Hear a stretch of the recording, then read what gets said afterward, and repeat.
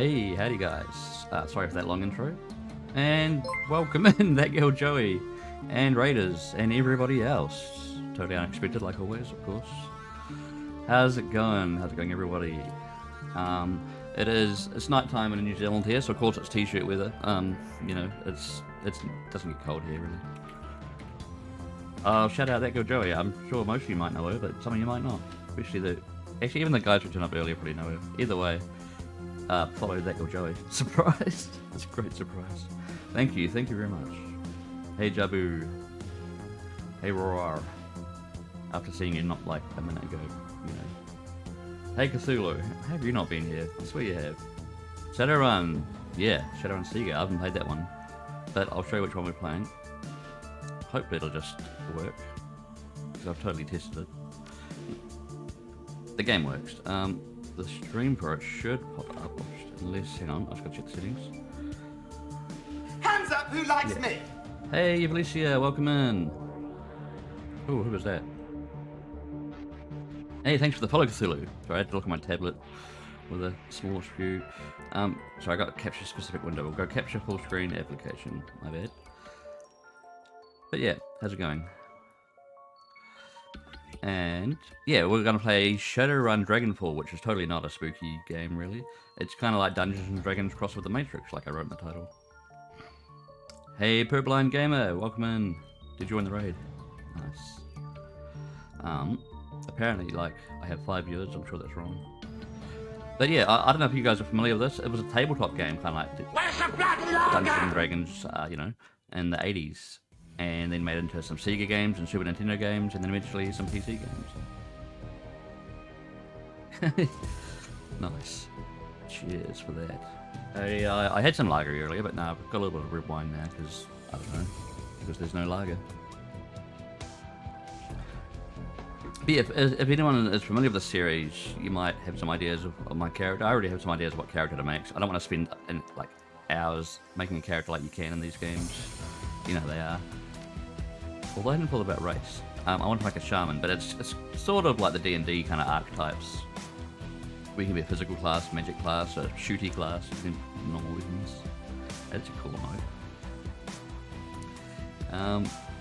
But I was going to be a charisma class, so maybe elf, because they have +1 charisma. And charismas can be shaman, who like summon things. But yeah, that's what I mean. I don't want to spend too much time in character creation, because most people are probably wondering what the hell this is. And it's not going to tell you much if I just create a character for ages. But I want to create my own shaman, so it'll take slightly longer. All the basic pre-built ones are not great. You know these games. Hey Slim, welcome in. I'm only assuming you guys can hear me. I think I can. Right, so yeah, I want to go like none, which just means make your own. Yeah, am I a male or a female? You can't go either way in games. This game.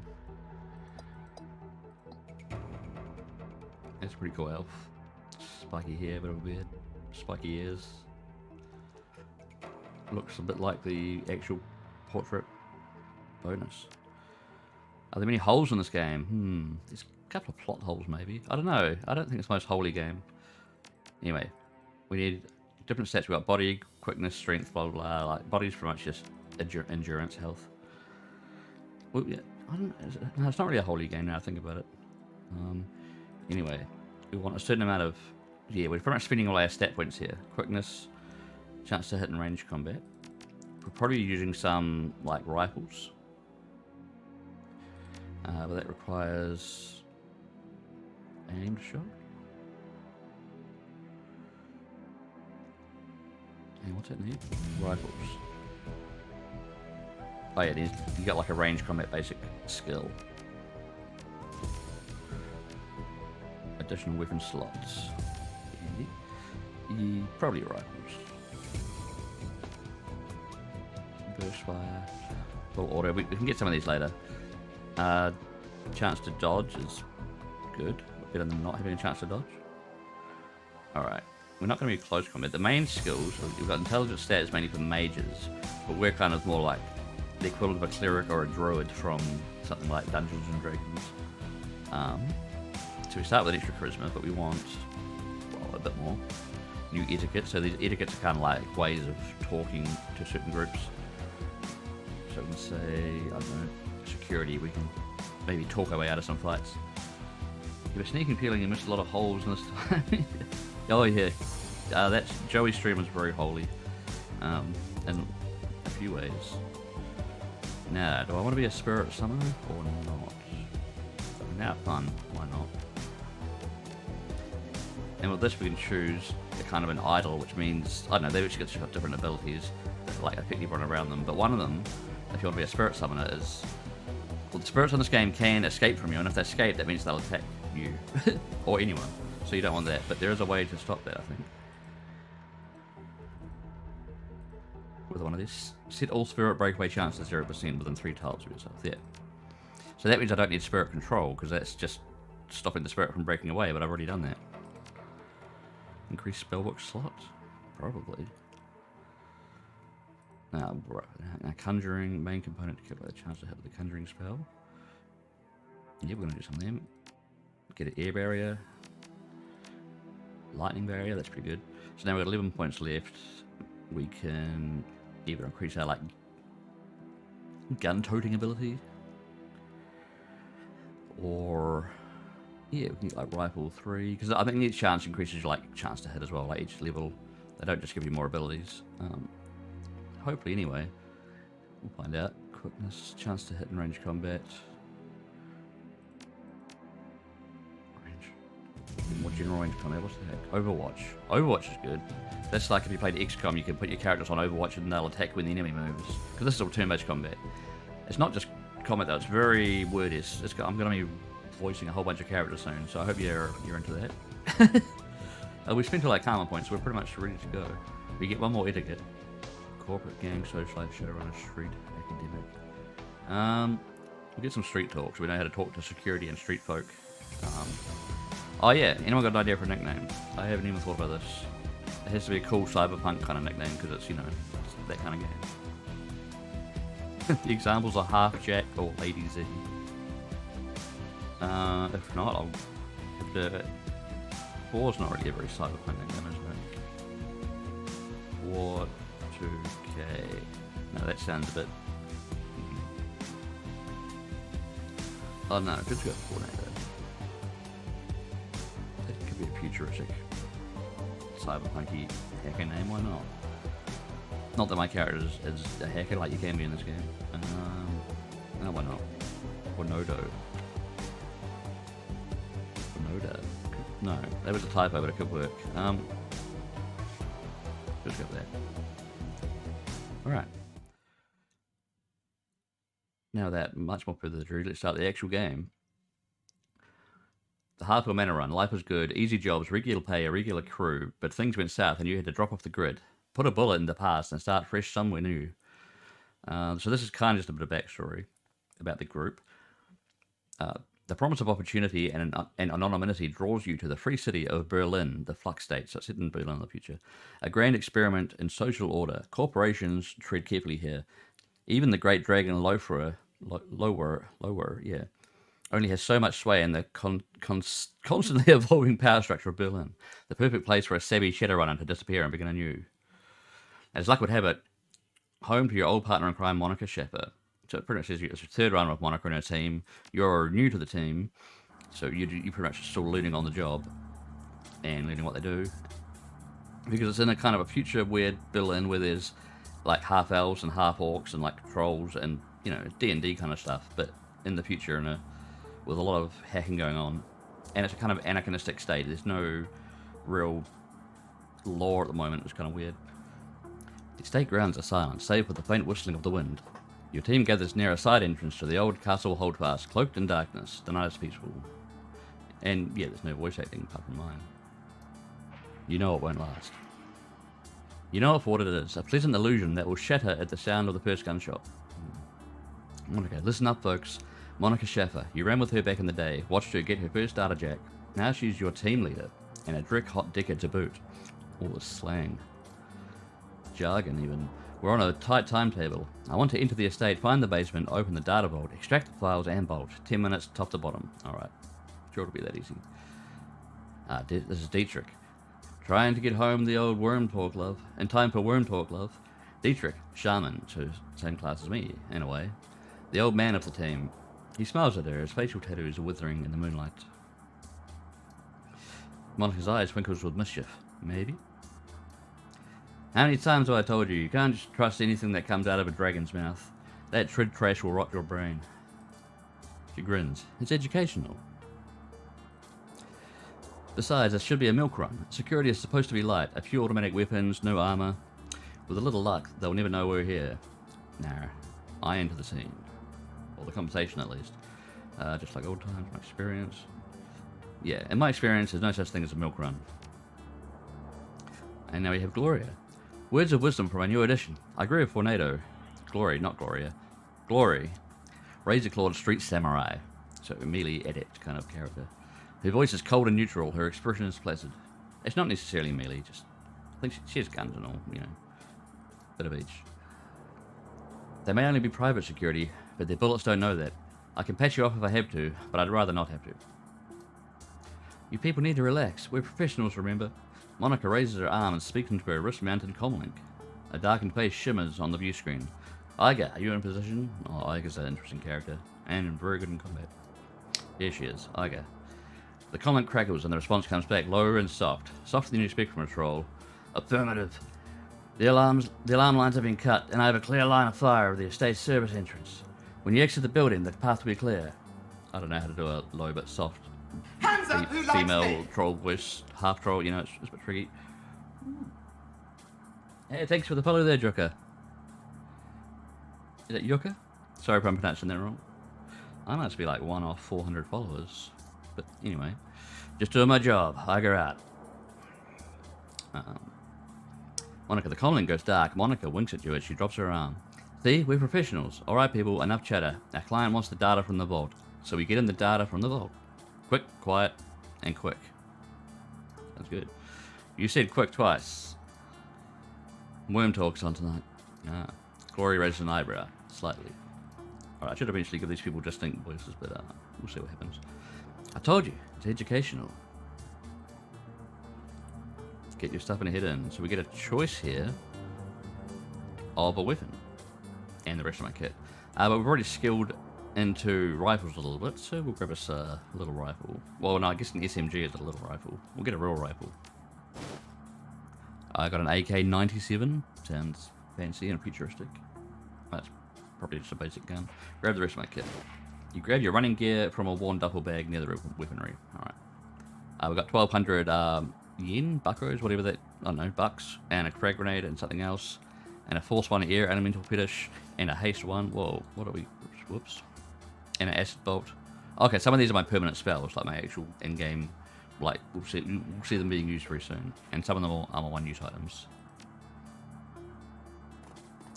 Oh, alright, so now we're actually doing something kind of. We've got to enter this building. And we're trying to pretty much steal some information. I believe.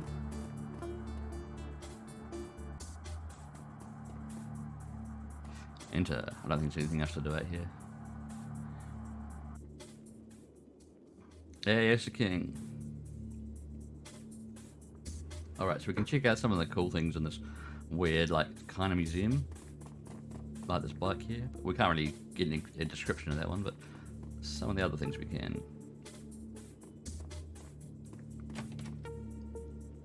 Or we can just get on with it, but it's, I don't know, there's a lot of interesting things going on here, like a full Tyrannosaurus skeleton, etc. A private museum. The owner of this estate must have money to burn. Yeah. What's this? Complete skeleton of a theropod dinosaur. It appears to be genuine. Alright. A variety of remarkably well-preserved Slavic artifacts. Not sure how valuable that kind of thing is in this alternative future. The vase in this case looks both very old and very valuable. A fine scrollwork of lapis and gold leaf decorates its exterior, and the interior shimmers with the organic beauty of abalone shell. Your fixer could probably move this thing in a heartbeat. You can't but notice that the glass encasing it looks awfully flimsy. Do we smash the glass or do we walk away? I think in this case we'll walk away. I also know that smashing the glass doesn't do anything. You can't do it. But you might get a slightly worse reputation. The cask in this display case has been decorated inlaid with inlaid panels of ivory scrimshaw. Like markings. Alright. Getting somewhere. Nice little crossroads room that goes to 4 other rooms.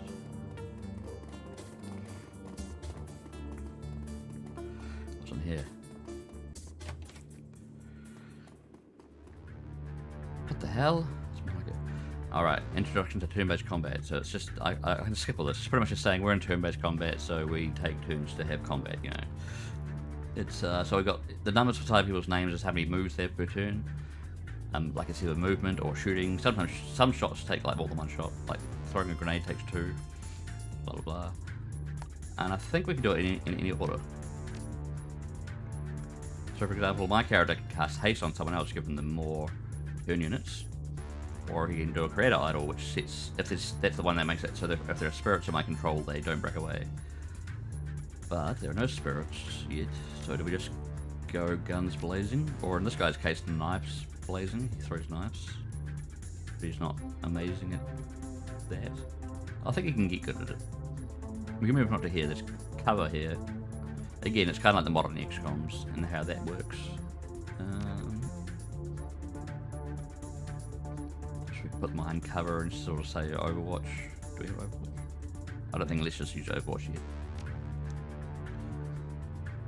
Alright, but she can cast haste on Monica. Oh no, then Monica gets an extra move.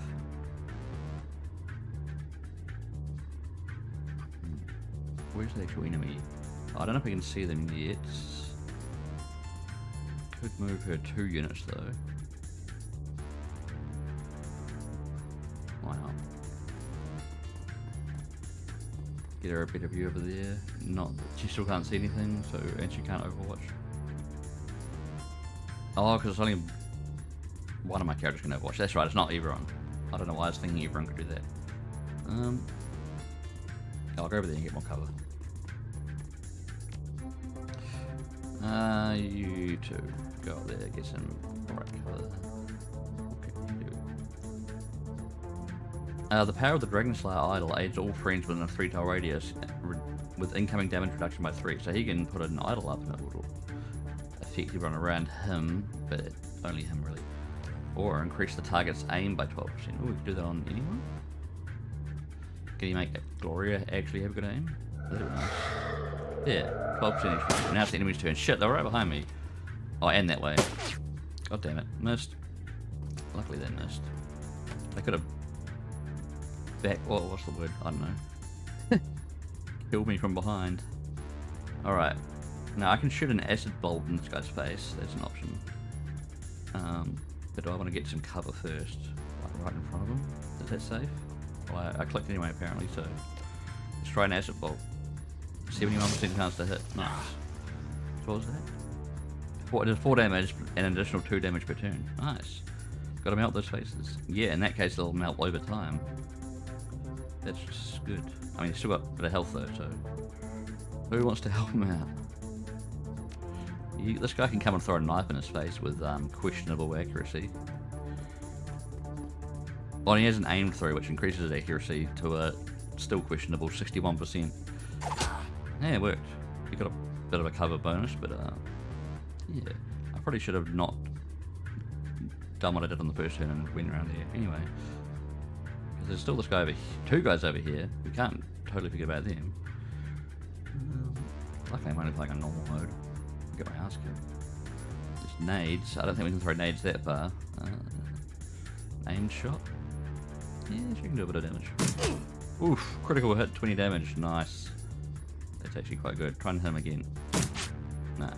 56% chance it missed. Oh, she's got one more chance though. Gone. Oh, nice. Crit. 15 dead. Oh, Monica. She kicks ass. I hope we don't lose her.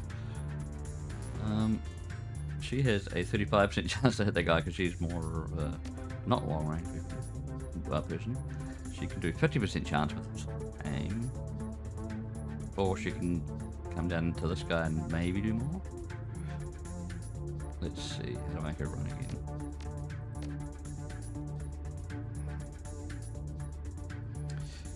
Let's say if she comes down here.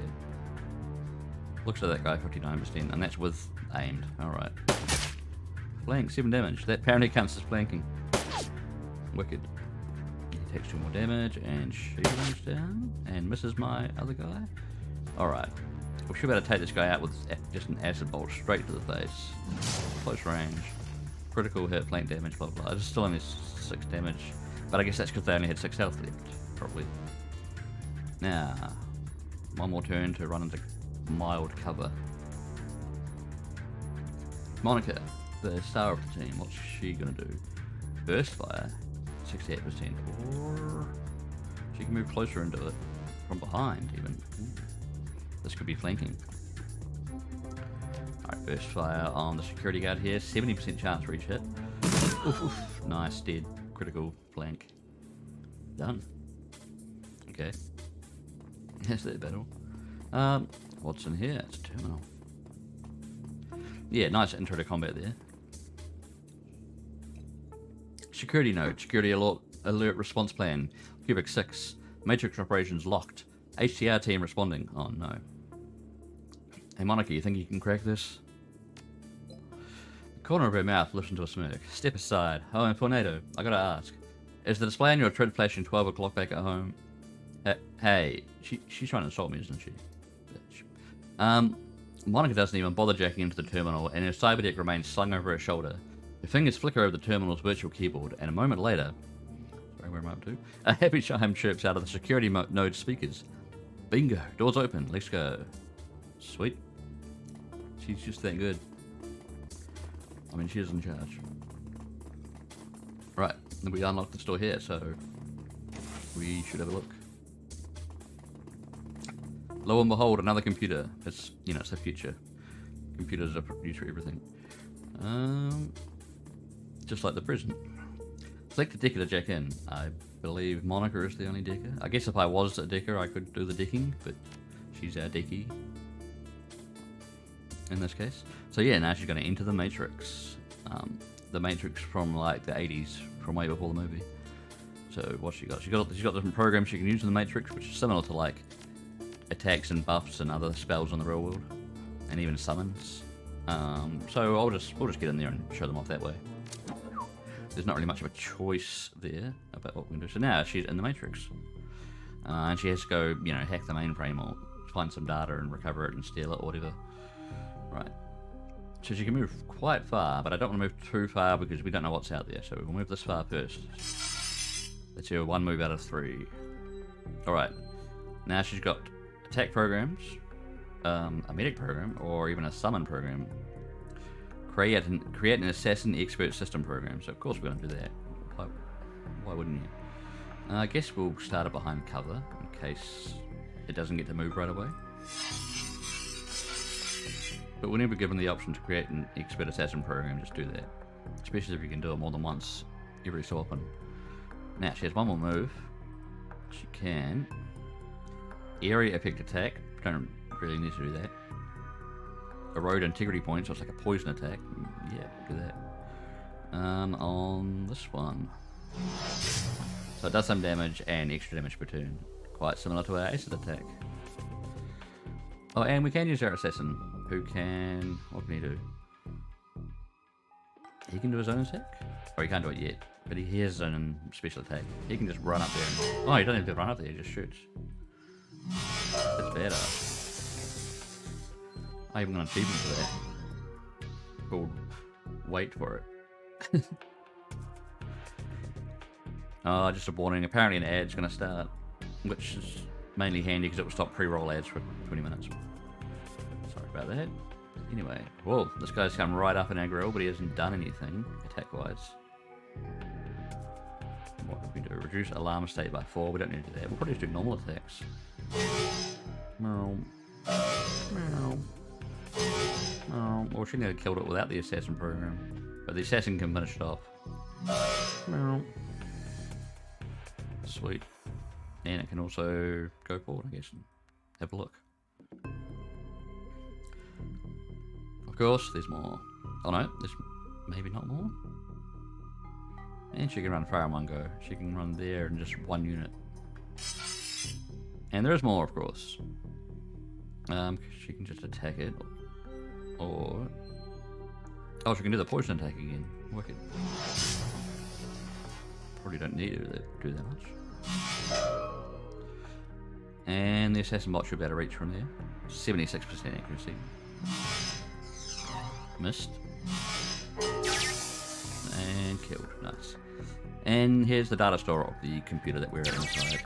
Because, of course, this is what it looks like when you access a computer. Mission item added. Pay data. Antiquities delivery schedule. Ooh. I guess now we're going back. Anything else coming? Whoa, another raid. Welcome in, MZZ and Raiders. How you guys going? Hey, Son of Elder Game. You in both streams. You cheeky devil. Let's see if I can do a shout out for my tablet without it not working. What are you guys up to? No, I can't use your proper name. I can't use your shortened name. Yeah.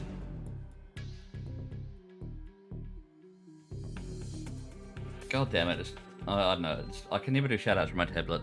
If someone else wants to do a shout out, they can use that SO command and please do it better than I can. Because whenever I try to do it from my tablet, it just doubles up words and I don't know why. Double M. Yeah, exactly. You should claim that account before someone else does. MZZ. Thank you very much, Sonabel. Just chatting. Ooh, have fun. Triple. Yeah. What were you just chatting about? Or were you like watching more weird Australian films? I'm completely bloody sick of this! Like you do. Cheers for the sound command. Blood Rush. How's it going? You had to go be sociable. Ah, I know how that is. Sometimes. Where's the bloody lager? Lager. We're finished with lager. We're on to wine. Hey, Drift on the Sea. I'm seeing double. 6, 7, Jesus. Shut up or piss off! Hey, they're good names. Good names for a child. Right, so we've got our data from here. I guess we're apparently just running off. So yeah, if you guys don't know me, I'm Fornado. You probably know me because you came here. We're playing Shadowrun Dragonfall when we just started, and we're like these Matrix Shadowrunner guys that are like stealing data from some big mansion and running away with it. And nothing's gonna go wrong, of course. It's gonna be fine.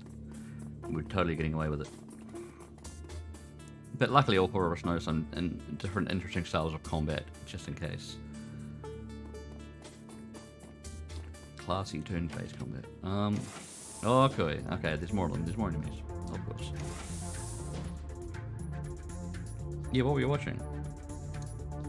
If anything, you guys.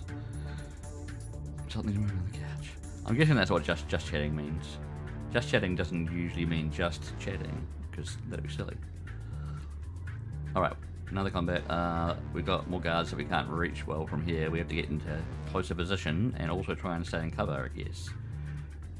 We could give haste to anyone really. Monica, someone else. Monica's just very useful and good. Streaming from her phone at a house party. Alright. I think she might have mentioned something about that. And they're all going to a pub now. Nice. How's the house party then? That's a different stream. Alright, we'll give haste to Monica. She's fun. Right, she can move a bit closer. Oh, there's a spirit here that we can summon. These like silly dots here. Silly green dots. Maybe I could have done that this turn, but not anymore. You know, right? Just talking to other humans with no handy distractions. Yeah. I mean, I always do that kind of thing online, but I guess being online is a handy distraction. Right, can she shoot this guy with 55? No, 70% accuracy. Oh, there's 4 of them. Shit. He's a big guy as well. Don't know if that means he's tough, but security grenadier. We're gonna shoot the security guard. Yes, we did. 8 damage. Cool. Now, we can move Monica up. Is it Monica? No, Glory. We can move Glory up a little bit or a lot, but without being able to shoot. If she moves a little bit, she's not in cover, and she'll have a really bad shot. A really bad chance at shooting because she sucks at shooting. Well, I don't know. Everyone kind of sucks at first. At long range shooting, they're not. No one's a sniper until we get our character that is a sniper. I suppose live streaming is a good distraction. Yeah. Next time I go to a party, I should try that.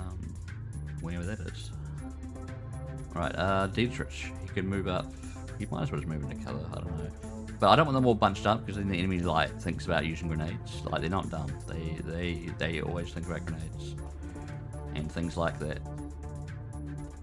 Not sure a grenadier is the best option to start. Yeah, like for security and like this place all this valuable, you know, this pretty much a museum disguised as a like a, what do you call it, mansion, or the other way around. I don't know. It's a bit of both. Okay, they kind of shot at us and failed, just like we mostly did. Right. So yeah, I can, if we want to try some summoning, let's see. Yeah, my summoner guy can use these spirit icons here, but he needs 3 action points to do it, so he's going to have to use haste on himself. That means because he doesn't currently have 3. I think some spirits cost more and some cost less. Alright, that means for now he just has to do normal shit. He can, I don't know, go over there and, oh, that's his whole turn. Monica can shoot that guy there with 96% accuracy, I guess because he's so big. Shoot him twice. Nice. Linked him because he's not in cover. Probably a lot of it. And Jeff, who we've covered the explosives to protect them. Yeah. I don't know how literal the grenadier thing is. Like, if he's gonna literally just hold grenades. I'm hopefully just gonna kill him before we find out. Just because he's big and scary looking. Let's see if we can knife kill him. We'll go for an aimed throw. 87% con. Yes. That's what you get for not taking cover. Learn a lesson from that. And Glory can shoot the sky, or she's already in cover. Oh, she can even do 2 shots for the price of like just 1 action point. Low accuracy, but it works. Alright, do a 74% chance to kill? No. Could've worked. Oh, they got some mages.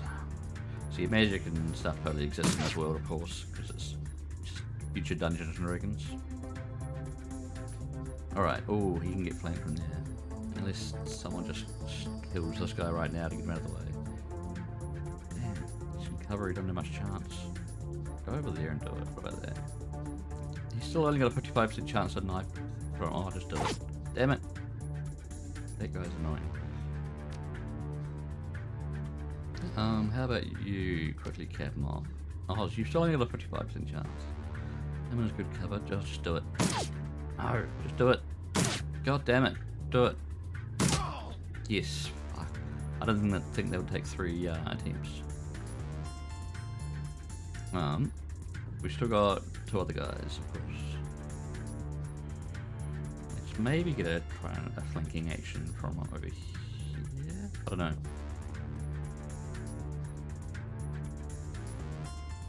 Hey there, Dave. How you going, Dangerous Dave? Doing good here. How you doing, arse? Yeah. Cheers, Buttspot. Now you decide to turn up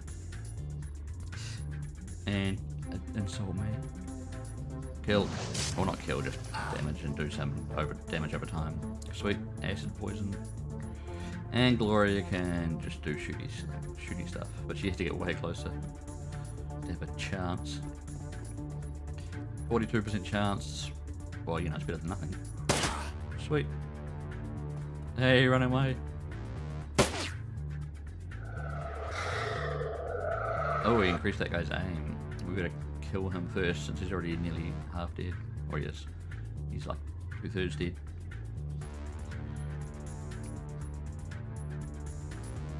Howdy, Edritron C. Did I say howdy earlier? I don't know. Unless you just turned up. Howdy. Okay, so now I can make my guy give himself haste 3, so that means he can summon next turn. I don't know if we're going to be in this room that long, but I'm going to just do it just in case, so we can show off some summons and get some cover over there. Okay, they're both hunched together in a nice grenade spot, and this lady does actually have grenades. Can they reach that far? Ooh. Oh, they can reach that far with very low chance of going where I want them to go. You know? I did. Nice. That's good. I don't know if it's worth a 37% chance of getting a grenade over there. She can. We just kind of want to shoot that guy. Do we get closer? Closer could mean totally out of cover though. What if I'm there? Does that make it easier? Alright, we'll try and out this guy. Because he's the accurate guy at the low health. We've got to kill him. Glory, you can kill him. Somehow.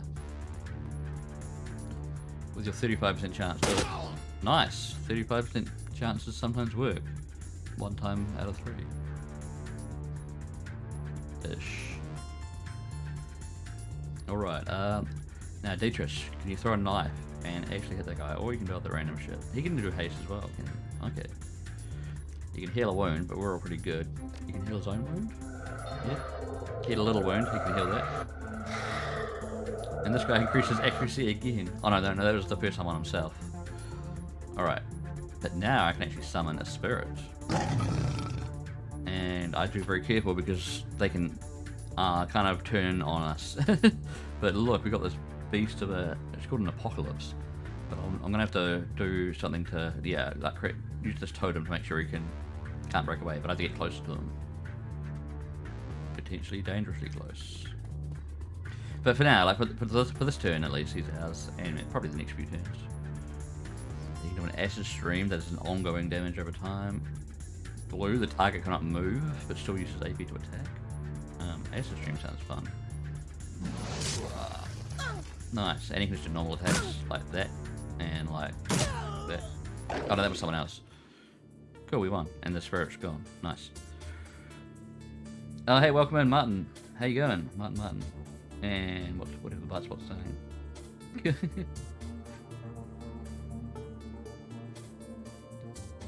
Nothing will possibly go wrong with summoning something called the Apocalypse. Yeah, exactly. It was just a small apocalypse, you know, just not the full-size one that takes up the whole Earth. Just a taste. Just a famous Bud Spot. Yeah, exactly. Famous ass NATO. But yeah, we'll definitely get into more summoning because that's kind of how I've built my character, and yeah. And he has an ability to make sure they don't unsummon, but he has to stay near them at all times. But it's pretty much worth it, I guess. Oh, it definitely can be. The summons can be pretty badass. I mean, I just summoned the Apocalypse. Going great. How you? Playing Plutonia 2. Oh, nice. Haven't played Doom for a little while now. Well, like, I played Doom 64 like a couple of weeks ago. But yeah, I'm going good tonight. You ready to travel to a new location? Right. I need some water from all this talking. So far, so good. If you skirmish with the security, set off any alarms, you don't hear them. Monica leads the rest of the team downwards into the basement of the Harfield Manor. Your payday is waiting. The data vault lies ahead.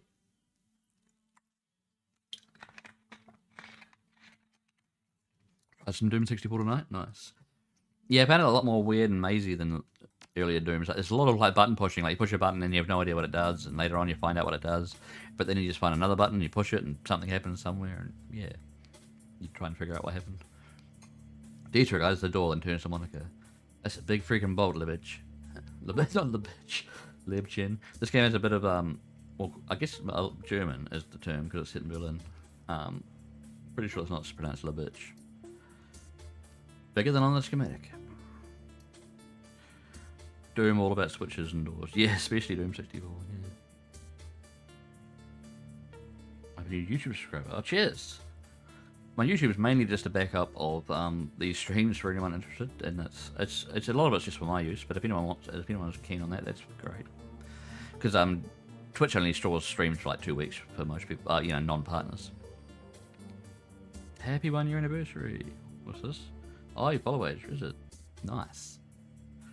How long have I been streaming? Must be like 2 years-ish now. I've never really kept track of the actual date I started, but the schematics didn't have a date. Our client may have old intel. Still, our instructions were clear. The data we're looking for should just be on the other side of this door. Ooh, getting dramatic. Monica combs her hand through her hair, parting it to reveal the black plastic sheath of her data jack. So that's like how she jacks into the, you know, the Matrix. Well, yeah, a quick jaunt with the Matrix, a little digital hand waving, and I'll have this thing wide open. Be right back.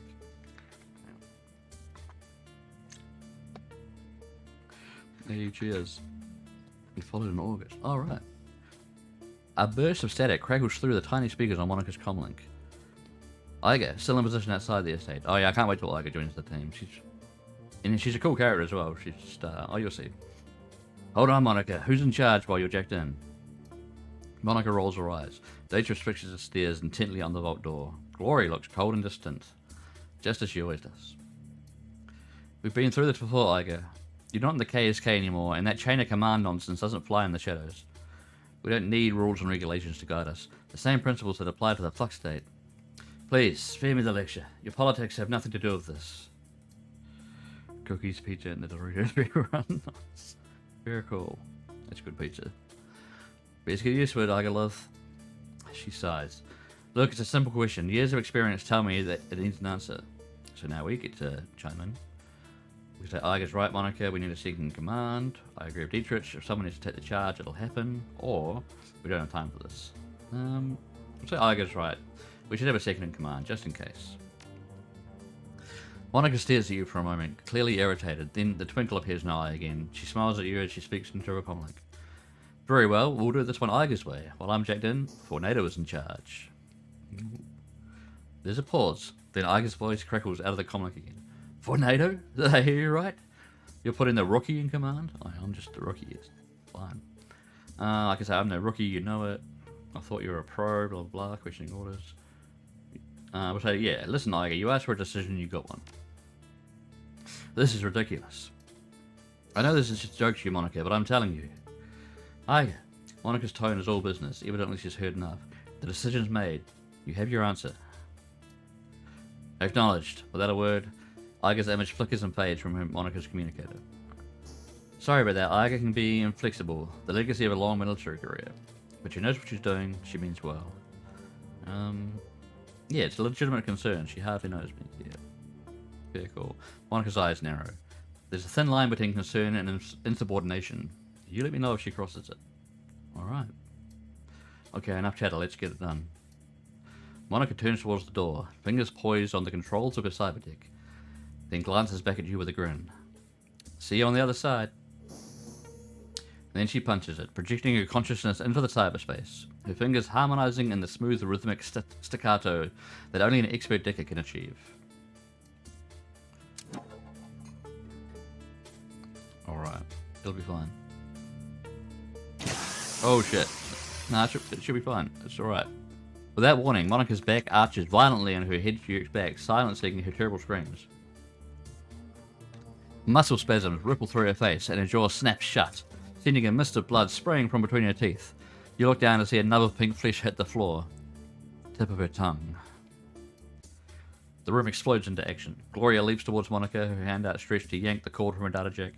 Dietrich surges forward to wrap the team's fallen decker in a bear hug, holding her against the convulsions that rack her body. While Monica's unearthly scream still ringing sharply in your head, you are only dimly aware of the door slamming shut behind you. So do we help Glory pull the jack out of the data jack out of Monica's head? Do we smash her whole cyber deck, or help Dietrich hold her down? This is probably a rather arbitrary decision. It's more just for dramatic effect, I think.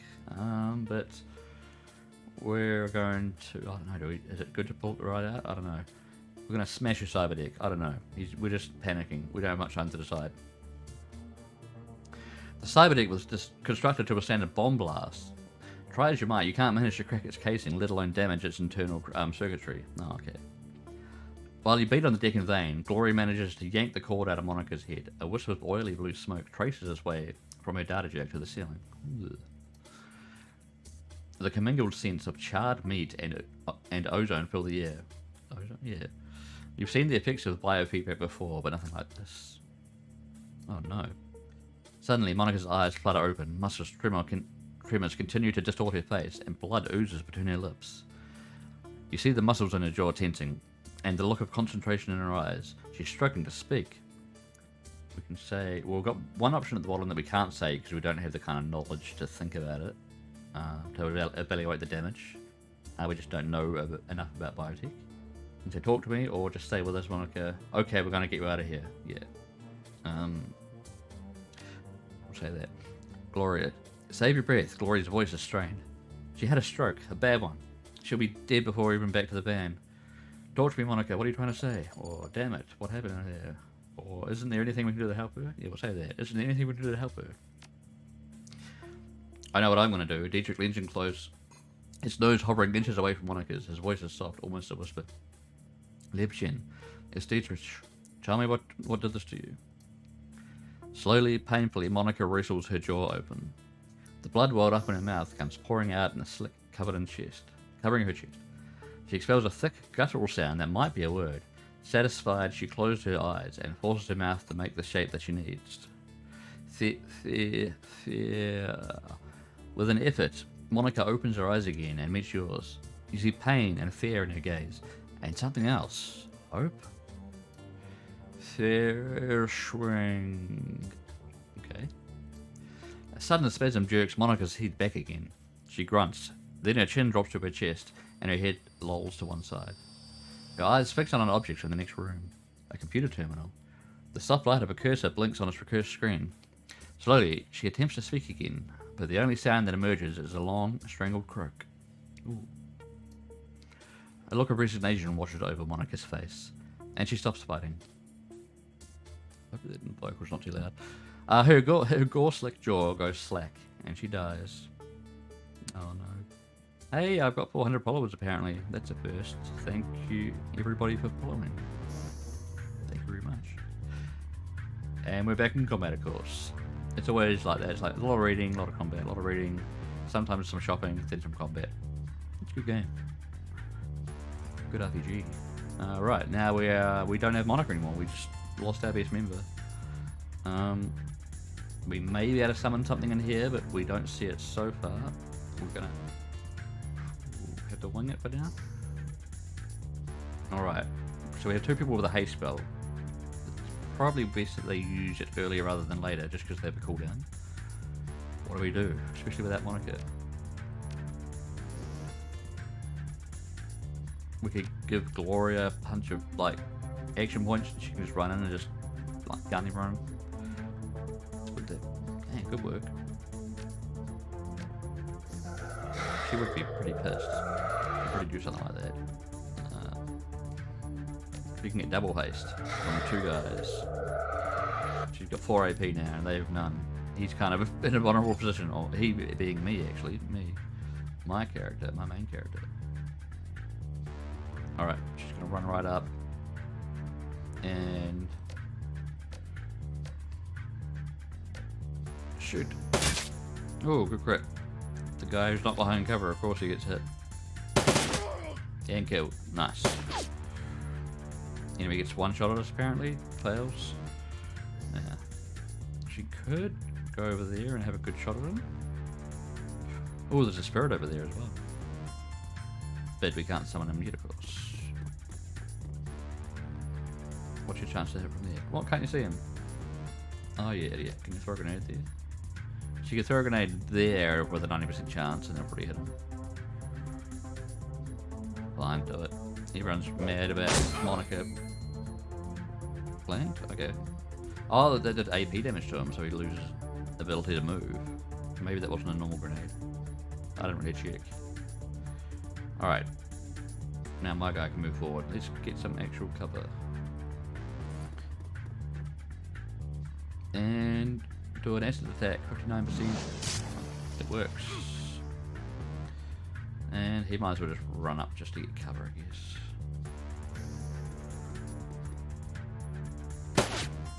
Enemy attacks, misses. That's fine. She's got haste, she should probably do something with it.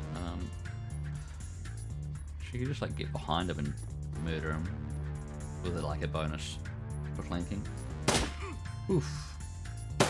Oof, nice. New objective, activate the terminal.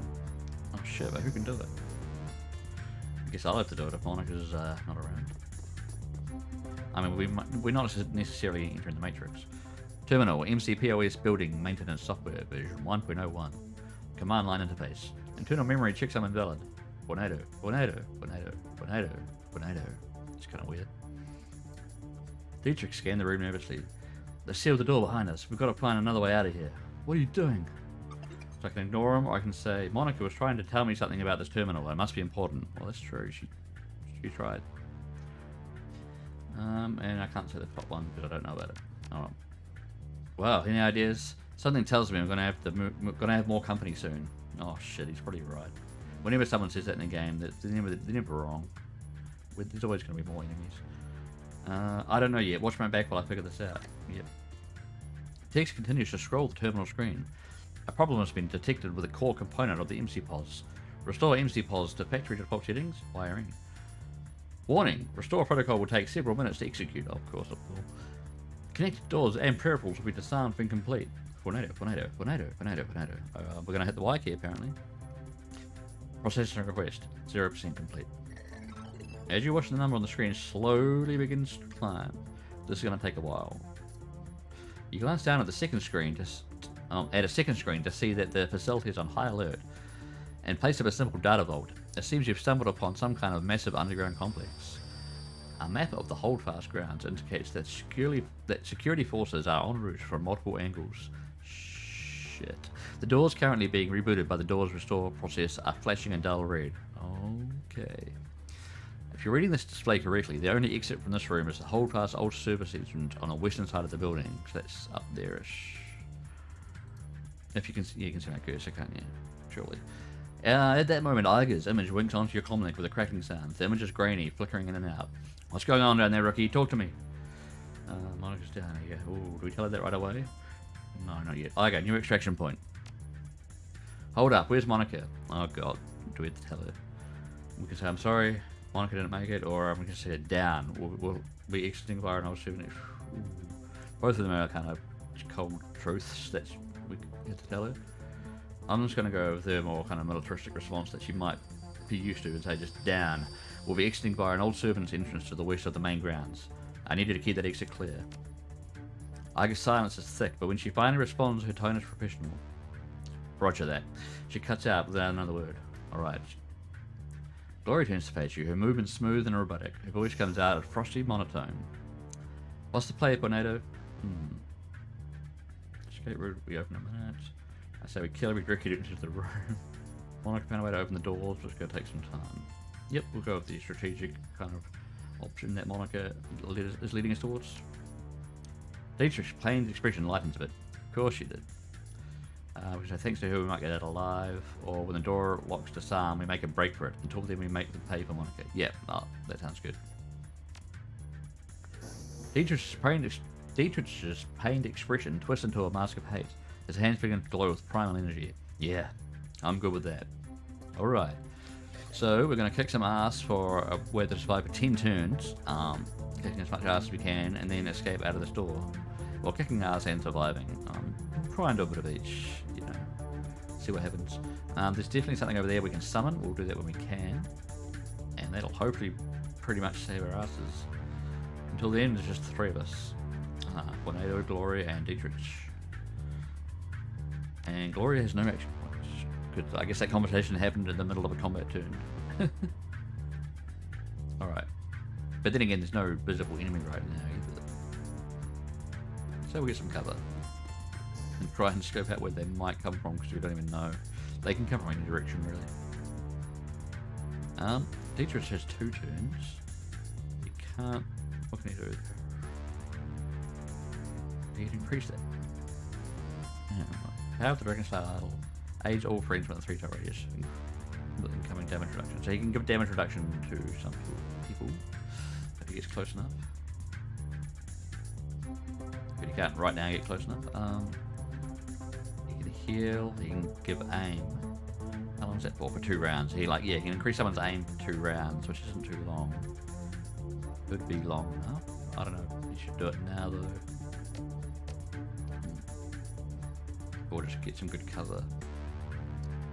Even though we don't know where the enemy is going to come from exactly.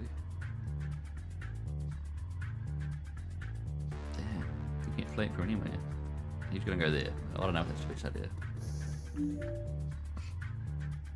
Now survive for 9 turns. Still no enemy in sight. But you know, that doesn't mean too much. Alright, so we have to give my guy more action points so that he can summon a thing over there. It's probably not going to be the apocalypse again. That'd be nice, but probably not. So he can give himself haste, meaning next turn he can do it. Or you can go over there first. And then Dietrich can give him haste. See, someone has to heavy cover. So he's got haste for next turn. He could also give himself more haste in case he has to get closer, or just so we can do something else. So, yeah. And he can then move himself closer already. But we still have to be careful about which direction the enemies are coming from. I think we get him there. He's got cover from that direction in front of him. Maybe not other directions.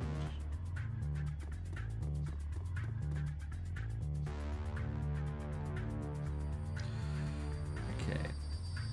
Oh yeah, they even have to reload at some point. Maybe while there's no one here, she can just reload.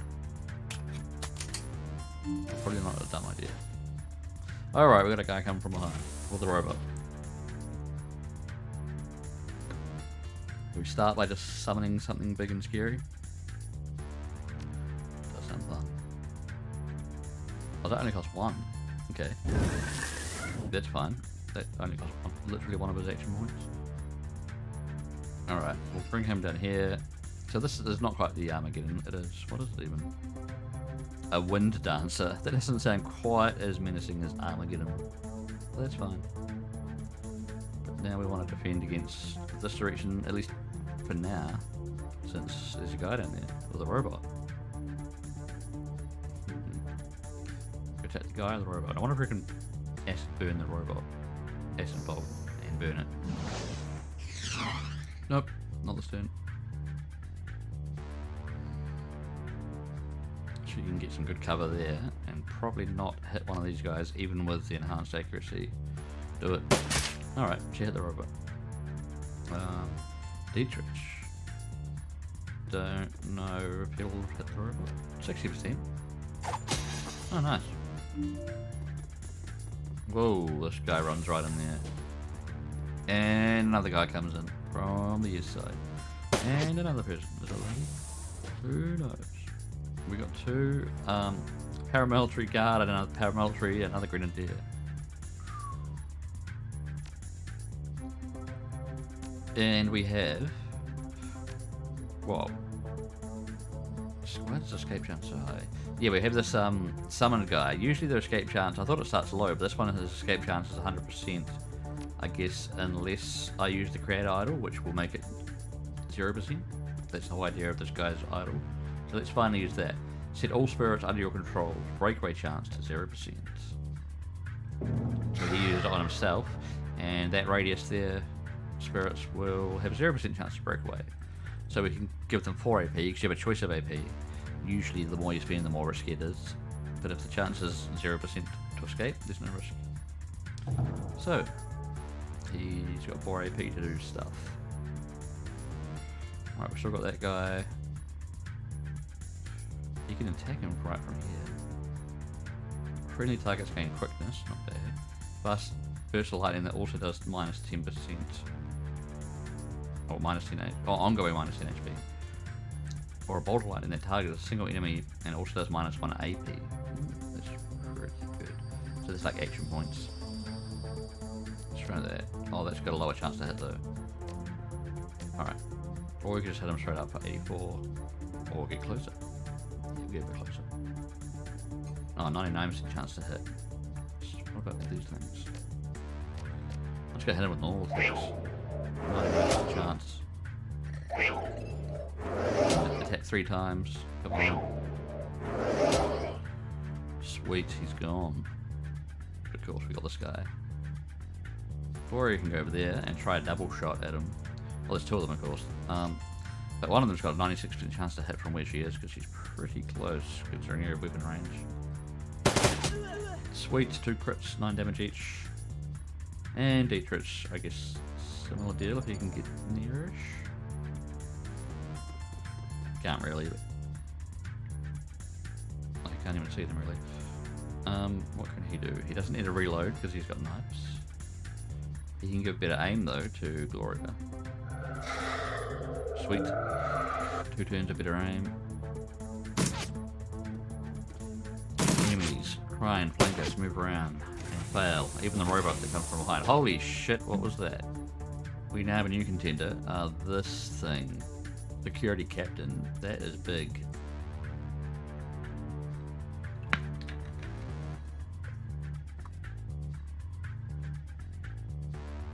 Alright.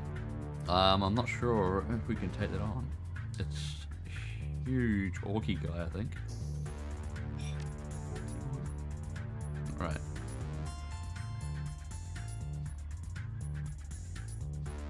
I guess we should still keep my guy close to the spirit to keep the summoning ability going. Alright, now we're being talked to by this thing, I guess. This creature. The figure loping towards you is big, even for an orc. The majority of his body is sheathed in a suit of heavy, overlapping plates. What you can see of his face looks raw and slick, like old scar tissue stretched tight over his skull. He wears an expression of supreme confidence. Alright friends, playtime's over. All you Shadowrunners are the same. Skulking, sneaking, steal a vase or two from the museum, no harm. Maybe I'll let you scamper away into the night. But now it's too late for that kind of generosity. Visitors aren't welcome down here. The gaping maw of the minigun jerks upwards. An impatient gesture loaded with malice. Drop your weapons and surrender. Oh shit, he's got a minigun. I don't know why they call miniguns. They're pretty big. This military grade armor he's wearing, Tornado. Hardened against small arms fire. We'd have a tough time getting through it. Whoa, shit. I'm less concerned about the armor than I am about that minigun. Those things can tear a man in half. Yeah, several of them probably. You have 3 seconds for open the hose. Step out here and surrender, and I promise I'll make this easy. I don't know. Don't know what it means by easy. Someone tell us you're gonna kill us anyway. How about you drop the enormous gun and step over here instead? Oh, challenge him to a fist fight. Who are you? Yeah, we'll try that. How about you drop the enormous gun and step over here instead? Funny. You're a funny guy. The orc's gauntleted fist tightens, and you hear the distinctive whir of the Vindicator's motor spinning up to speed. The barrel begins to blur as he wheels the weapon to face you. Oh shit.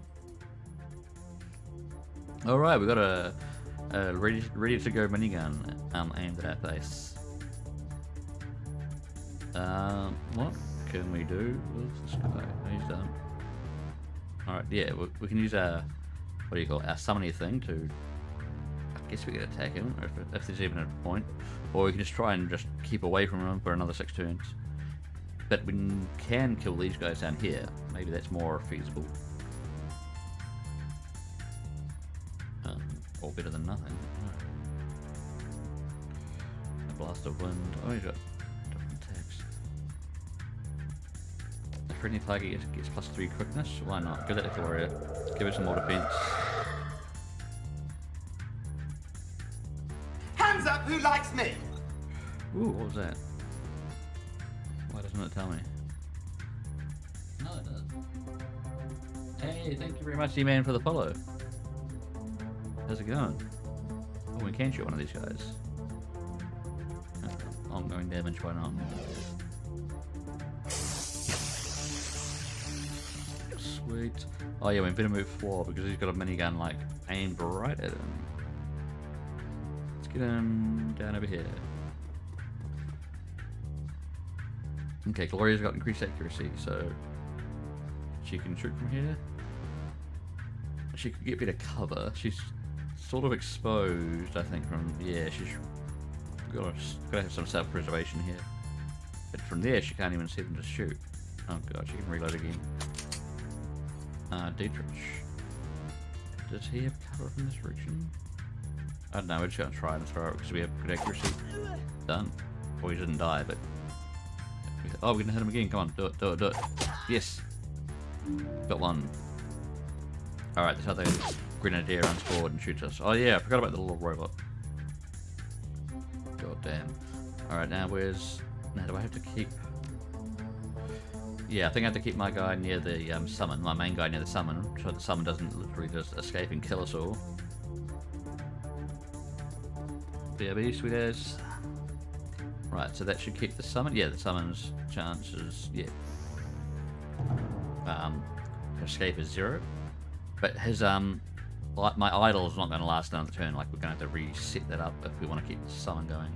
Anyway, the summon can just do some attacks, I guess. And lower some AP, go on. If you can hit 76%. Nice. Now we can just do normal attacks. And a normal attack.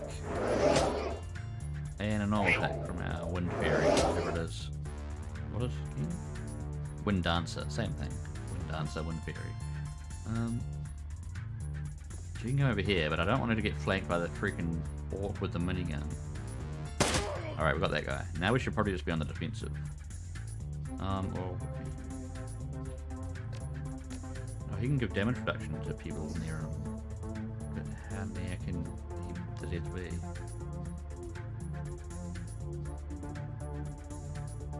Get him over there.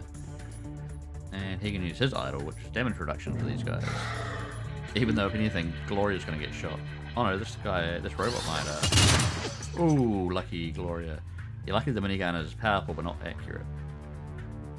Alright, now there's a guy right behind us. Let's just shoot that. It's not... Oh, shit. I didn't mean to do that. Lucky, I think I got it. Yeah, I meant to... move... not move. Oh well, it worked. Gloria, how about you run the frick away from that guy a bit? Yeah, I think we're all just going to run away from this guy. Aim. I can cast haste on someone. He's got good cover there at least. Who could do a haste?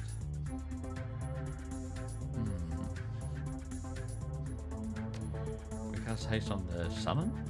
No. 4? You can get some better cover over there. And, oh shit. I think since I moved them, that means the summon's got 100% escape chance, meaning it can attack all of my guys. But can I give it 0 AP so that it can't do anything? It better work. Oh shit, there's more than... Holy crap, you can move. Mr. Minigun is right here. Okay, the spirit's attacking me now, the one dancer. God damn it, I messed that up. Oh well. So now we have to either kill it or ignore it. I don't know. And there's another robot over there.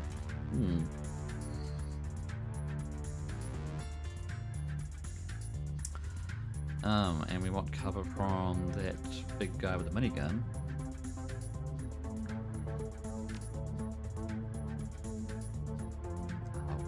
This guy can heal his last wound. Yeah, a lot of healing attacks in this don't do a specific amount of healing, they just heal your last wound, whether it was big or small or whatever. So it can be quite handy if you had a big wound.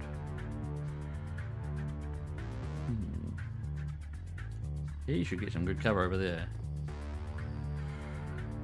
Gloria should... Shit, she's pretty close. How good are we going to be at killing this creature?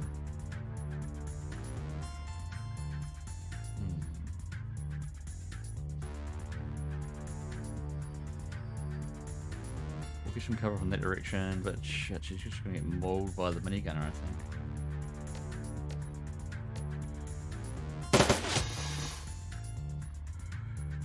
And this, what can we do? So yeah, we can't recontrol that spirit there, sadly.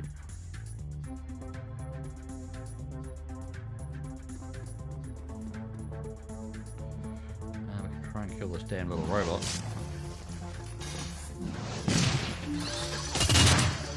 Oh cool, we attack the spirit as opposed to like trying to murder Gloria who's right there. Gloria, not Gloria. So now yeah, when the spirit's not on your side, it can still attack enemies, it's just on no one's side. So it's actually still working to our advantage, even though I slightly messed up. Well, messed up quite a bit. Technically. Gloria, do you want to go over there? You can maybe shoot at him just to piss him off, I don't know. Ha! I don't think we're going to kill him. I think you can kill him, but I don't know, we're probably not going to kill him. He's a big guy. We can get some cover there.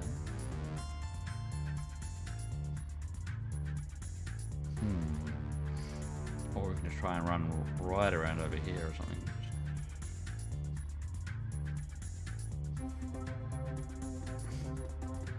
We definitely don't want to group up too much. I can't summon another spirit from there yet. But we only have to survive 2 more turns before we can run out this door here. So Dietrich, what are you doing? Oh, you're in pain. Just a bit. Do you have any items to heal yourself? Ah, it's not going to work.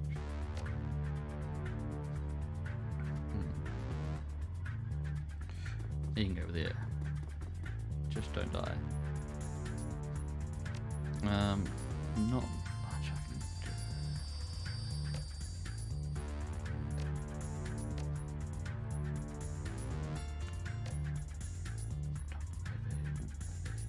What's that not enough? Oh, I had to get closer to heal him. So I got a med pack, and I could maybe heal him, but he says you can't get close enough in one turn. But should I get close enough from here? As long as they're not going to grenade me, I mean, oh, who knows? Oh! So we got minigunned, and luckily we got a bit of protection from being in cover there. So Gloria got minigunned. She's pretty much fine though. She just took it. She whoops! Shit! I didn't mean to walk there. No, I clicked. I didn't mean to click.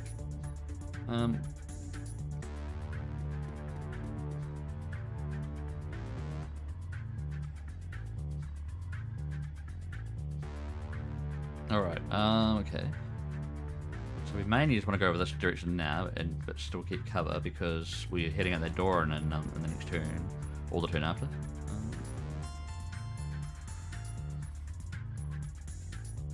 You can go there. You can go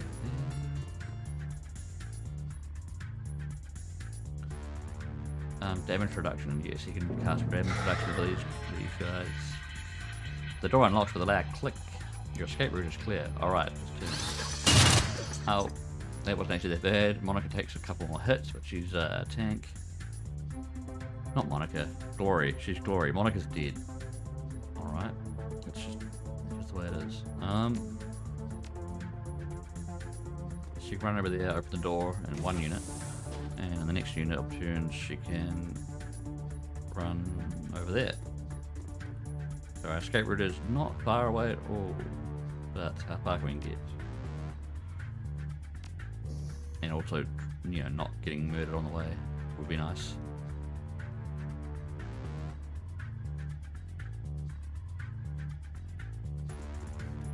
You can get a bit of defense there, hopefully from the right angles, and I guess he can do the same here, without grouping them up too much. Oh shit. Oh, nice miss. Minigun, I missed my potential good hit on myself. But we have another bloke, the security guard here, who wants to say about whether we escape or not. Okay, Monica hit him twice. No! He had two 73% chances to hit. Right, what about one 88% chance to hit? Oh, come on. I mean, she hit, but that wasn't amazing. Tornado can get out of the view of the minigunner and hit that guy, yes, with some damage reducing powers. And this guy can get close enough to hopefully give them more damage reduction and maybe throw a knife of his own. More accurate knife, 81%. Sweet. Oh, I think we're good. Oh, there's more, and the minigunner's right there, but we can escape. I guess. Yeah, there's the door. We can't quite do it in this turn, but we'll run them all forward. Come on. Oh, she can get pretty close. Oh, she can actually exit. But I think that's just her. I think the rest of them still have the exit. Alright, so we'll run them forward. So close. Right. Dietrich, you go next. Good man. We made it. Whoa. Some of us made it. Not all of us. And we're out. That did not go as planned. Iga rises from her corpse-strewn perch at your approach. From the look on her face, it's obvious that she already sized up the situation. I knew this was going to happen. I fucking knew it. The run was a trap. Oh, it was it? Iga grits her teeth and shakes her head. We can talk about this later, but now we've got to get the hell out of here. It's only a matter of time before more of them come pouring out of that exit. Iga slaps the side of the van. Pile in, people. And for NATO, when we get back to the cruise bazaar, we're going to have a little talk.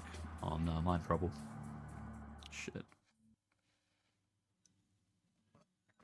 It's getting serious. Kreuzberg, home to nearly 500,000 people and until very recently, Monica Schaffer. Once a melting pot of cultural diversity, it's now a chaotic mess of wealth and poverty, crime and commerce, anarchy and control. It is home to your own little slice of Berlin and a neighborhood that locals call the Cruise Bazaar, a safe port in the eye of a storm. The ride back to the Cruise Bazaar is quiet. No one is in talking mood. As a van veers past potholes and garbage piles, the glares of the streetlights and neon signs play across your window, painting the world in a kaleidoscope of garish colours. Soon the van rounds a corner and skids to a halt in a narrow, crumbling alley. This is as far as Berlin's chaotic streets will take you. Your team wordlessly debarks from the vehicle and climbs down into a disused section of the U-Bahn tunnel system. A well-kept secret, providing your team safe passage into the Cruise Bazaar. Your safe house waits on the other side. Alright. Yeah, we've got to sneak into our own little base. Can't happen fast enough, love. The sooner we get in, the sooner I can get drunk. Yeah. For all that, yeah.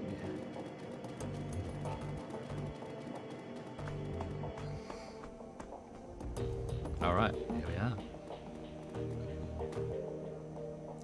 You step inside and the squalor of the disused U-Bahn tunnels give way to the warmth of your safe house. A man waits inside, silhouetted against the dim fluorescent lighting. Something bad has happened, hasn't it? He steps forward, revealing a pale and expressionless face, a light glinting off his steel-rimmed glasses. Paul Amstel, your team's fixer and landlord, part dealmaker, part information broker, one of the most well-connected men in Berlin. His eyes sweep across the team as he takes it all in. The grim faces, the hard stares, Iger's fury, Monica's absence. I had a feeling. How did she... His face has gone ashen. He swallows, takes a moment to chew out the words before spitting them out. How did it happen? What do we say? Something in the vault security got a... The one was a setup. One much cracking this. Yeah, I don't know. Both accurate. Something in the vault security system got her while she was checked in. It was over in an instant. I've seen Monica hit Black IC before. This was something worse. Glory nods, her emotions robotic and sparse. Monica died of a biofeedback-induced stroke. That's right, I guess touched a glove finger in your chest. And this idiot stopped by and let it happen. What do we say? Brush your finger aside, that's bullshit. Shove her hand away. Poke me again, I dare you. Ignore it, let it happen. She jacked in, screamed, yeah. Say nothing. Yeah, it was at the top one. Brush your finger aside. That's bullshit, Iger. You weren't even in the room. No, I wasn't there, and that's exactly the problem. If I had been in your place, Monica would still be alive with us. Instead, I left her with you, and now my friend is a corpse in the basement. Look, Iger, Juaneto's is right. You weren't stuck in the basement with us. You don't know how things went down there. So do us all a favor and shut it down, okay? Shut it down. Fuck that. Iger turns to face Dietrich. He towers over him, but he stands his ground. I respect you, Dietrich. You know that. But you don't have my training. None of you have. Monica was good. She was the best, right? She was also overconfident. She treated the job like it was a game. Do that long enough and you're going to get burned. Iger turns her focus back to you. Or me? You've been paying attention. You'd have figured all this out on the way on your own by now. You'd know that Monica needed watching as much as that door. Enough, Iger. Answer's voice is hoarse, his expression blank. Enough. Iger pushes ahead, heedless of the interruption. Her voice remains measured, but there's a fire in her eyes. How many seconds passed between Monica's first convulsion and her plug getting pulled? 4? 5? Do you know how much damage the biofeedback can do to a Decker's brain in 5 seconds? Now I can sort of start to say a sentence that I don't get to finish. I would say, Iger, You don't have to answer that. Of course you know. Monica died when you stood there and watched. This is all your That's enough! Amstel's voice came out in a roar, and his fist smashes down on the desk behind him. Iger, you and Fornado can have it out later, but I've had enough. We need to talk action. Our client sent you into something much bigger that he's led us to believe. I want to know why. Right there with you. This is supposed to be a milk run. Glory. Hey, external reason why we need to find him. We saw something back there. Something that we weren't supposed to see. It's fair to assume that we're all still in danger. Paul, he pauses, rubs his temples. Agreed. And to neutralize the danger, we need to know who we're dealing with. Let us review the evidence that transpired tonight. The smallest detail could be important. So hold nothing back. Alright, let's get into it. I think we're going to eventually talk through all three of these, so we can start from the top. The estate was just a front for whatever was going down in the basement. That much is clear. It wasn't a minor enterprise either. The facility took serious funds to build. And time, there was more to it than we saw. Places like that don't spring up overnight. And all in secret. The owners, whoever they may be, were none too pleased by your escape, I'm sure. What else did you find? After everything went to hell, we were confronted by an orc in military-grade armor. He appeared to be the head of security. There's not much to go on. Do any details about this orc come to mind? Any distinguishing features that I could look into? He was an older guy for sure. From the sound of his voice, I guess mid to late 40s. Pretty old for an orc. Yeah, that's true. And he had skin grafts. Most of his face looked like replacement material. If the grafts came from a legitimate hospital, there may be medical records. That is something. I'll see what I can find out. Did you know anything else during the run that may be of value? Monica looked on long enough to say a name.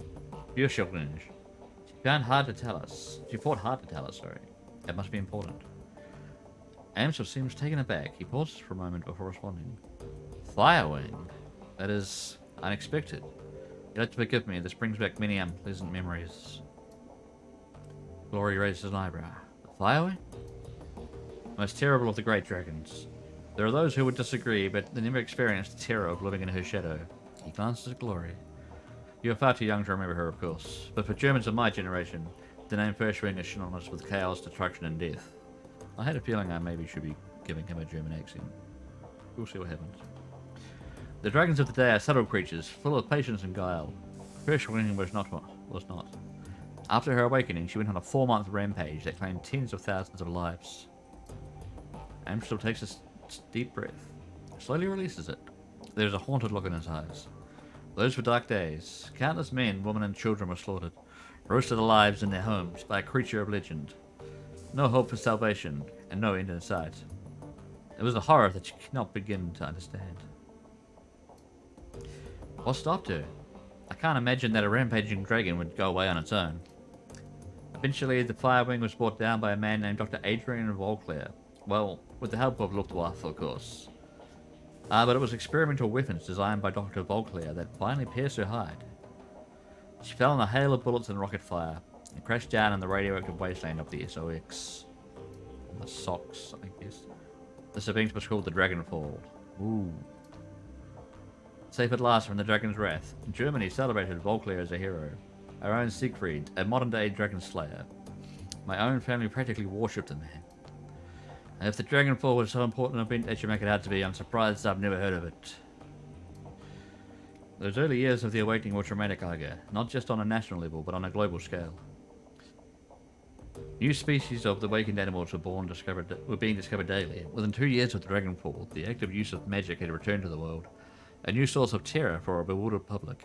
And in 2021, the sudden emergence of orcs and trolls gave rise to yet another wave of global panic.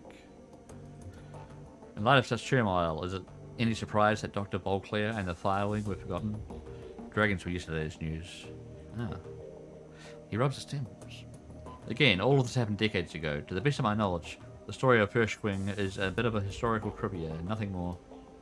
Alright, so Monica spent her dying breath trying to tell us about a long-dead dragon. Arga sweeps her eyes across the group, searching for a glimmer of insight. Finally, she gives up. Any ideas as to why? Amsel's voice trembles with frustration. No, it doesn't make any more sense to me than it does to you. The Dragonfall is ancient history. Firstwing has been dead and gone for 42 years. But there's one thing I do know. Whatever Monica saw, whatever she was trying to tell us, was important. He visibly struggles to calm himself, takes a deep breath and slowly releases it. I will look into it and I'll find answers. In the meantime, did you turn up anything else about you? That's all we got. That's not much. Ansel nods, his face drawn and haggard. It's thin, I agree. A basement, a middle-aged orc with skin grafts, and a long-forgotten world event. Alright. We say you haven't said anything about a client? Yeah. Whoever set us up knew what we were walking into. Yeah, wait, we're still missing something. Who paid for this run? Amsel looks pained. I do not know his exact identity. I did not set up the run. Monica did. Ooh. His face reddens. I warned her. I told her not to take the job, but she assured me that it would be a cakewalk. Monica was approached recently by a man who calls himself Green Winters. He used to be a prominent activist in the F-state political scene. I've never much liked the man, and certainly never trusted him. But Monica, she would do anything for her cause. Anything for the Flux state. He sighs. Winters swore that the data he was after was crucial to ensuring the future stability of the Flux. And that was all it took. Sounds like Green Leinster, obviously. We need to track down Monica's client and bring some information. Yeah. Yes, most definitely. It's clear that Green Winters has involved us in something much larger than he led Monica to believe. When he finds out what happened on the run, he's probably going to rabbit. We need to chase him down before that happens. Alright. So we need information on Green Winters, and we need it fast. There's a man here in the cruise bar, a Turk called Altug Barakazi. He owns a little soy calf shop just down the way called the Cafe Kezev. Cafe Kez. I'm not totally sure how to pronounce that. Cafe Kez. This man is also a purveyor of information. I've done business with him from time to time. And you think he would know something about Green Winters? Amsel nods. When I discovered Monica's renewed association with Green Winters, I contacted Altog. One of his people has been keeping tabs on Winters ever since. As I said, I did not trust the man.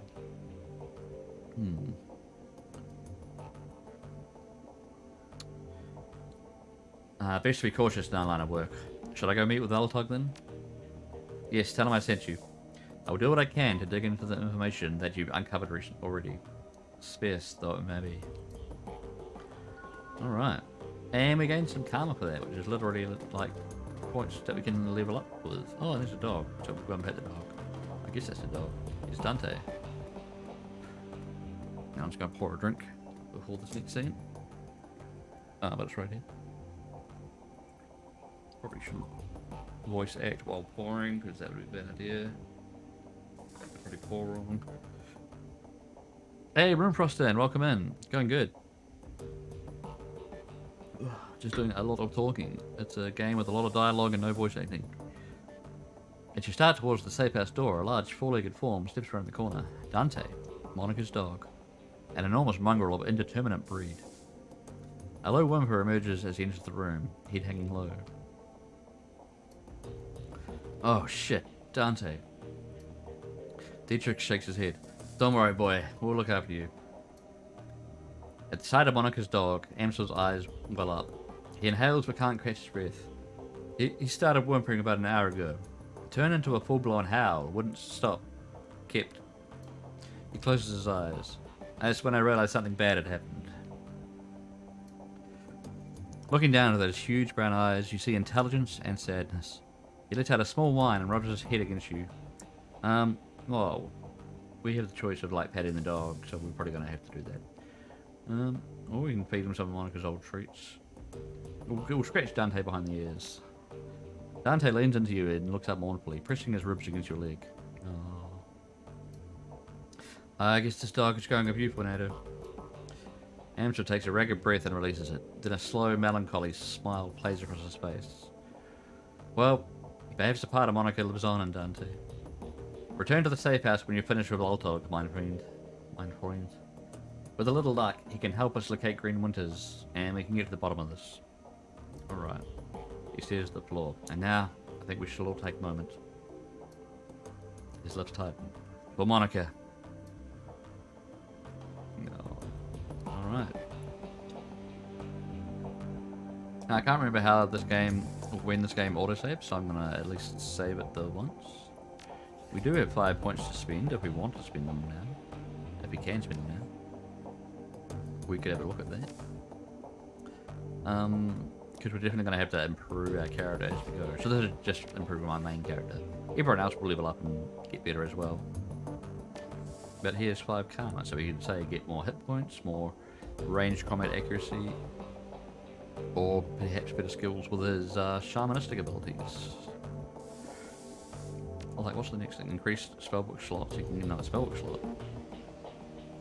And summon more powerful spirits. That's pretty good. I mean, that's pretty much his thing, so we should probably get him a level of that. And I don't think we need spirit control, really, because we're generally going to have the ability to always control spirit, but maybe we could have a backup 1 point, just to have a chance that it won't run away. It's only 1 point. I think I'll do that.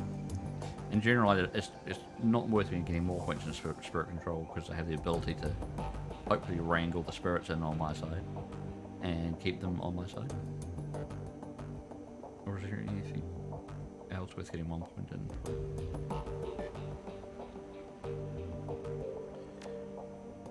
Intelligence can be good. A lot of things can be good. I think we're right.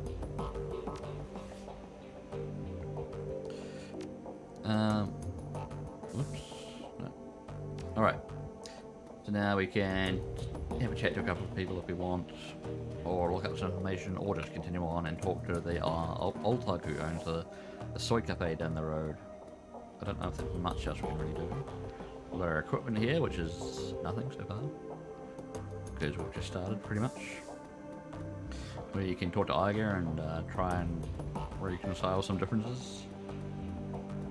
But we'll definitely get to that in the long run. I think we'll just head out. We'll definitely be back. We're in like a central hub area, so we'll like...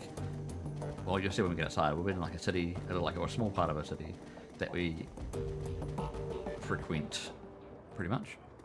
Well, it's smallish. Like, we can't really see much of it yet until we explore it, I don't think. But we'll get there very soon. There's some cool shops there once we have a bit of cash to throw around. Oh, we've got a little dwarf guy here. Have a chat to him, I guess. The dwarf's tech bench bender smiles at you with practiced eyes. Her almond eyes, with practiced ease. Her almond eyes twinkling with the glare from a dozen screens. She speaks in a clipped, heavy accent of German. Welcome to the Data Haven. Can I help you with something? I need some tech. On the market for something exotic. Yeah, I need some tech, and I'm on a tight schedule. Show me what you've got. So she's literally just a vendor of kind of stuff that you use in the Matrix, which I don't currently have a character that specializes in because, well, Monica died. So nothing I can or even should really buy from here. Drone repair kits. We don't have drones. Yeah, nothing here really interests us currently. Sadly. Oh well. But we're going to the soy cafe down here. There's another half troll guy, I think.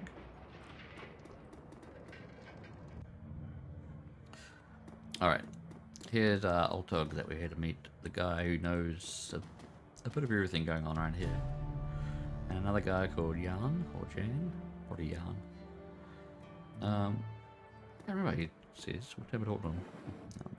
Hello, my friend. The voice that comes from the man in the chair is enormous as its owner, a deep booming roar, dripping with unrestrained mirth. Oh, I probably said that wrong then. Hello, my friend. Is that deep and booming? A fine day for Soykarp, yes. Yes, it's certainly a In the back of the store, a voice of the shopkeep cuts you off. Don't mind the fall in the chair. He roars like a traumatized walrus, dripping all day in his own sweat. The man behind the bar glares at Goldschmidt, his upper lip curled in disgust. I tolerate him only because he takes his soy calf by the buckets. Oh. Goldschmidt responds with a raucous belly laugh. Apparently he finds the shopkeeper's insults to be hilarious. Ah, hold talk, my friend. You are quick-witted and sharp-tongued as ever, I bow to you. So, are you going to put... Once again, the shopkeep cuts in. To bow to me, you would first have to vacate your chair. The shopkeep claps his hands together, clasping them in front of his chest. I shall summon a team of determined young men and I'll assist with the task. With luck, you'll be on your feet by nightfall. Ooh, burn. Goldschmidt smiles at you, his small eyes glittering. Enough of this senseless bickering. You have approached me for a reason, yes? Tell me, what can Jan Goldschmidt do for you? I don't know. What can you do? Something bad's gonna happen if he doesn't stop interrupting me. Why'd you put up with those insults? Don't you have any pride? Or nothing. I'm done. Yeah, I don't really need to know what their deal is. I think they just have a weird relationship.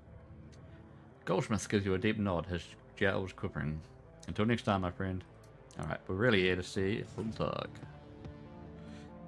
The man behind the counter looks right past you, and the dog follows following close behind. Alright, so Dante actually came with us. Paul Amsel sends his regards. When he hears Amsel's name, the Turk lowers his voice lowers and his accent becomes less exaggerated, and his eyes on a knowing look. Ah, very good. Please express to her Amsel my appreciation of his patronage. If he needs any more catering jobs, send them to the future. I am always happy to provide. What do we got? He's telling me developing a menu for the friend. Okay, her winters. So we're talking a bit of code.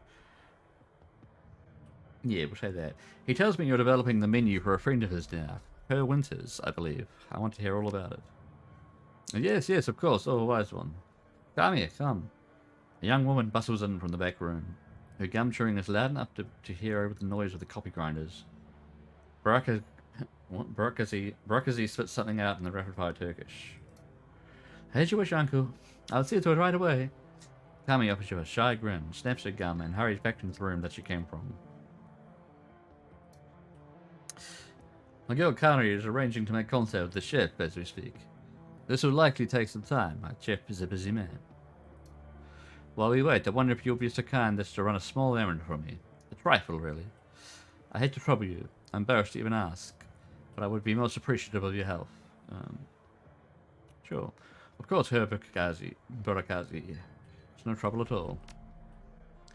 The errand is simple, hardly worthy of you. I have installed a number of data traps in Berlin's fiber optic network. It's part of my civic duty, you understand. These traps provide me free matrix access for all who live in the Krusk Bazaar. In order to maintain their, how I say it, their anonymity, each tap's protocol buffer must be reset every few days. I simply wish for you to visit the data tap and reset it. Getting a weird accent there. Simple enough, that's it, no catch. Yeah, that's it, no catch.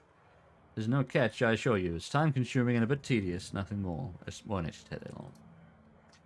Just reset the traps and come back here. Oh, sorry. Just reset the taps and come back here when you're finished.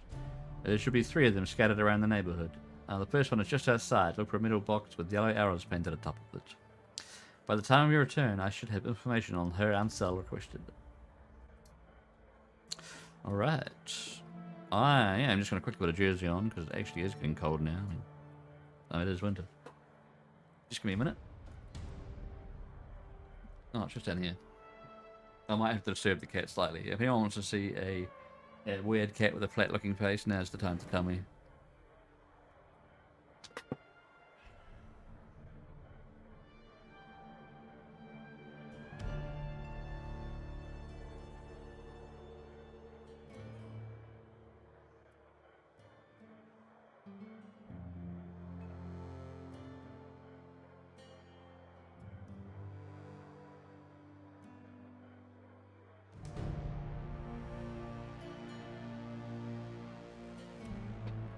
Any interest in the cat?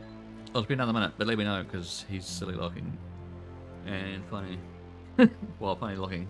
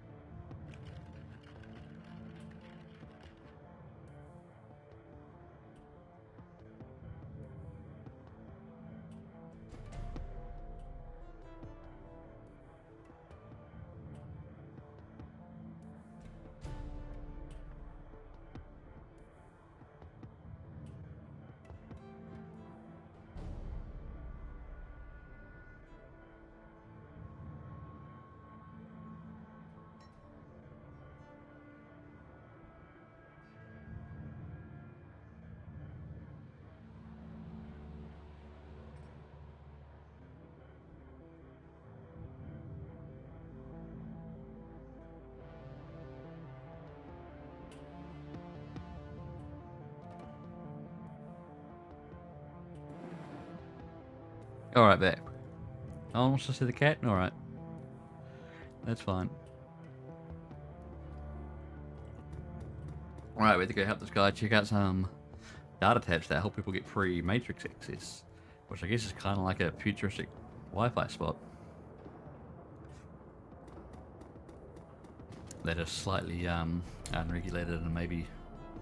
Well, not really illegal, because there's not much of a law enforcement currently. But, unauthorized.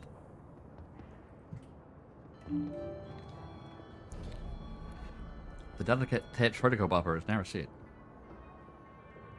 Alright, that one's good. We have to find 2 more. Simple as that. Or is it?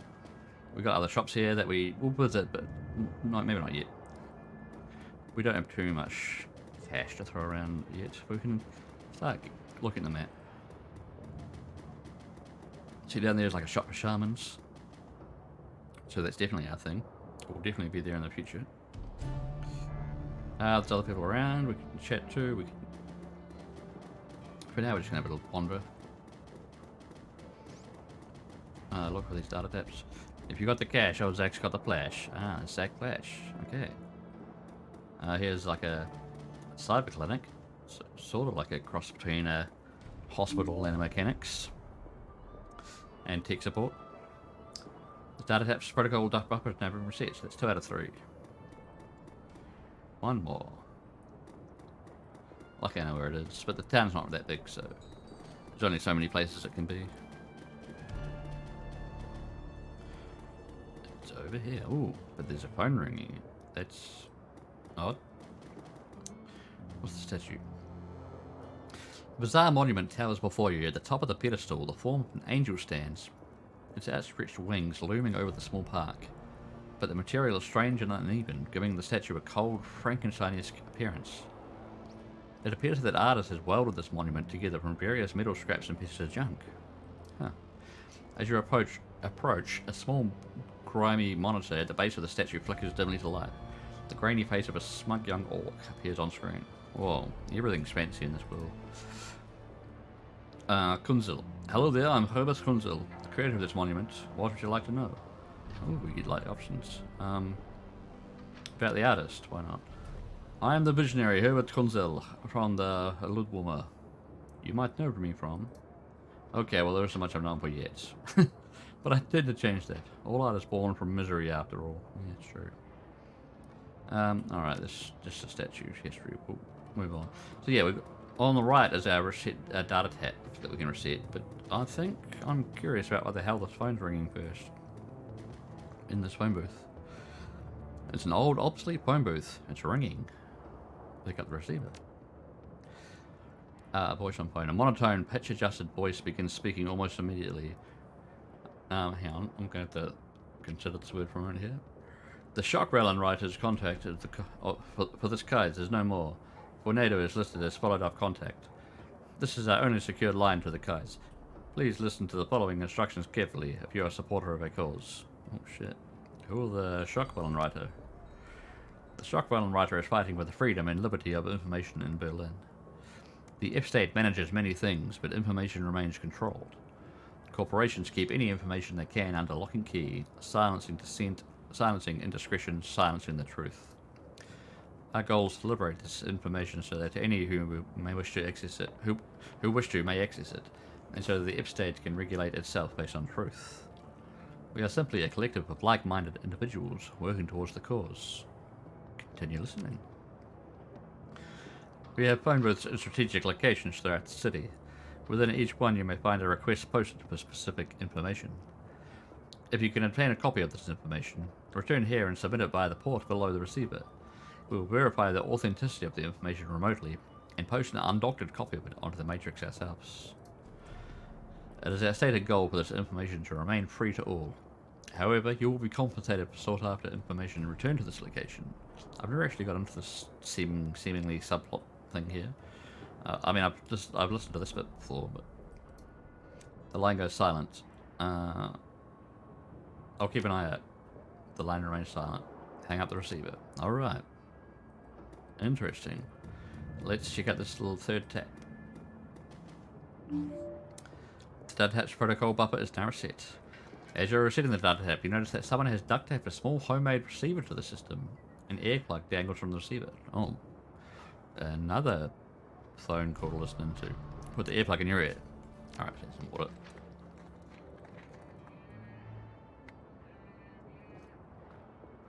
I know this looks like a cider bottle because it was, but it's just water.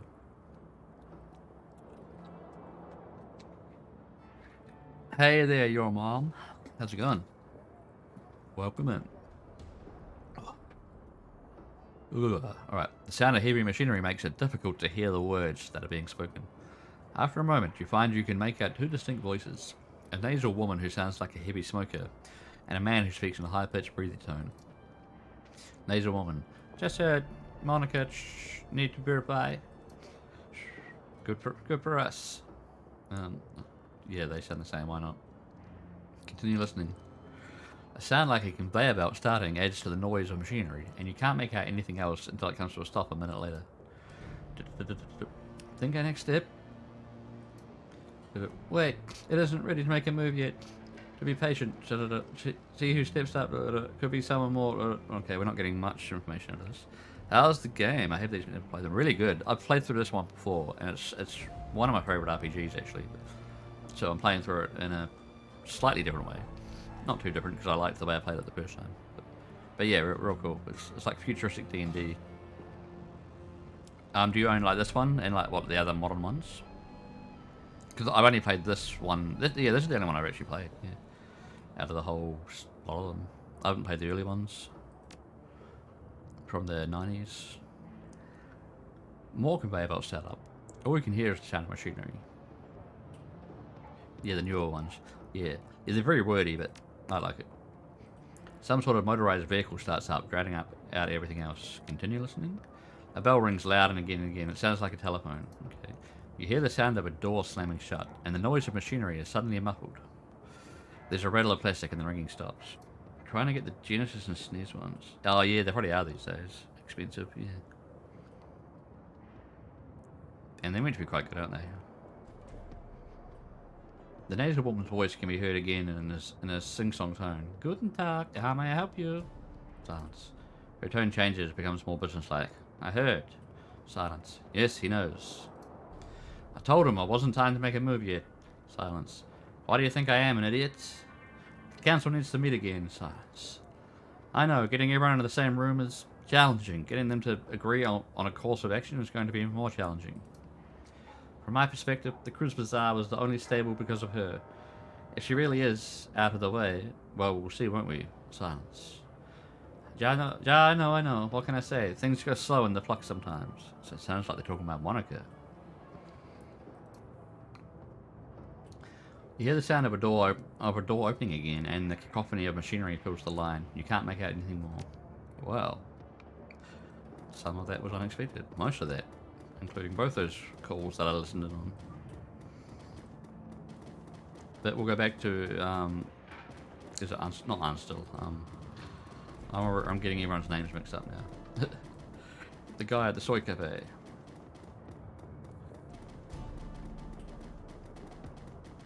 We'll meet everyone else at some point. There's already a lot going on, and a lot of dialogue going on. Ooh, big bouncer. Is he the bouncer, or is he just wandering around? I don't know. Do cafes have bouncers? What's his Altug? Yeah, that's his name. Altug. The man behind the counter has a broad smile and open demeanor of a classic Turkish street vendor. Welcome, Honor Efendim. Welcome, and how can Bagazi serve you today? You would like a cup of coffee, perhaps? So he's acting like I've never met him before, but I have. I've finished with your little trifle, Herr Bakazi. Oh, very good. I assume you had no difficulties. No. So this tap's still a public service. Difficulties, no. One of the tap's been modified a bit, though. Someone was using it as a surveillance device. He laughs. Oh, of course they were. I'd be surprised if they weren't. This is Berlin, after all, and the flux. Everyone spies. If you're not a spy, how do you know who's in power and who will be in power next? If you are to stay here, Efendim, you must get used to it. Who enters the Turkish bath will sweat, as my uncle Tadamir said. Always said. Nevertheless, I shall have one of my people look into it. Wait, there's more. I listened in on the tap and I heard something. Might be important. He eyes you closely amused. Oh, tell me, all listening up to keyholes. Or what did you hear on the surveillance tap you found? I couldn't make out much. A nasal woman and a high-pitched man. They seemed pleased Monica was out of the picture. The Turk's face falls. News travels fast in Berlin. These two are known to me. Is there more? The woman got a call. She talked about a council meeting tonight to decide if they should make a move. They say, and then she was drowned out by heavy machinery. He nods grimly. Most excellent. It is indeed fortuitous that you discovered this information, though it is not unexpected. I will have one of my people attend this council meeting and report back. Sounds good. Keep me in the loop. With that out of the way, let us return to our pressing business.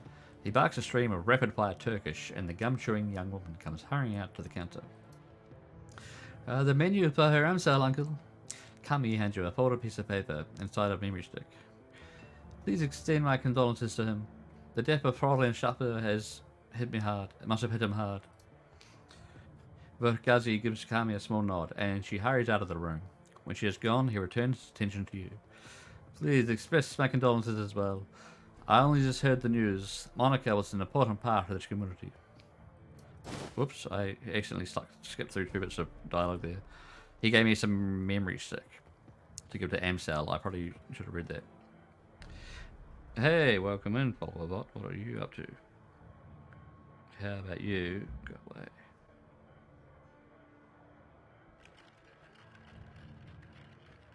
There we go.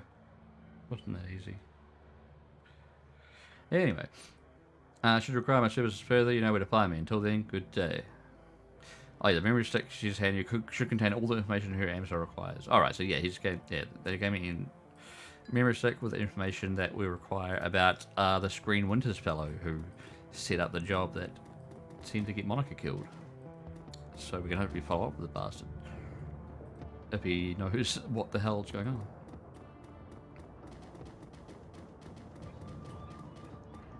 So, back to base we go.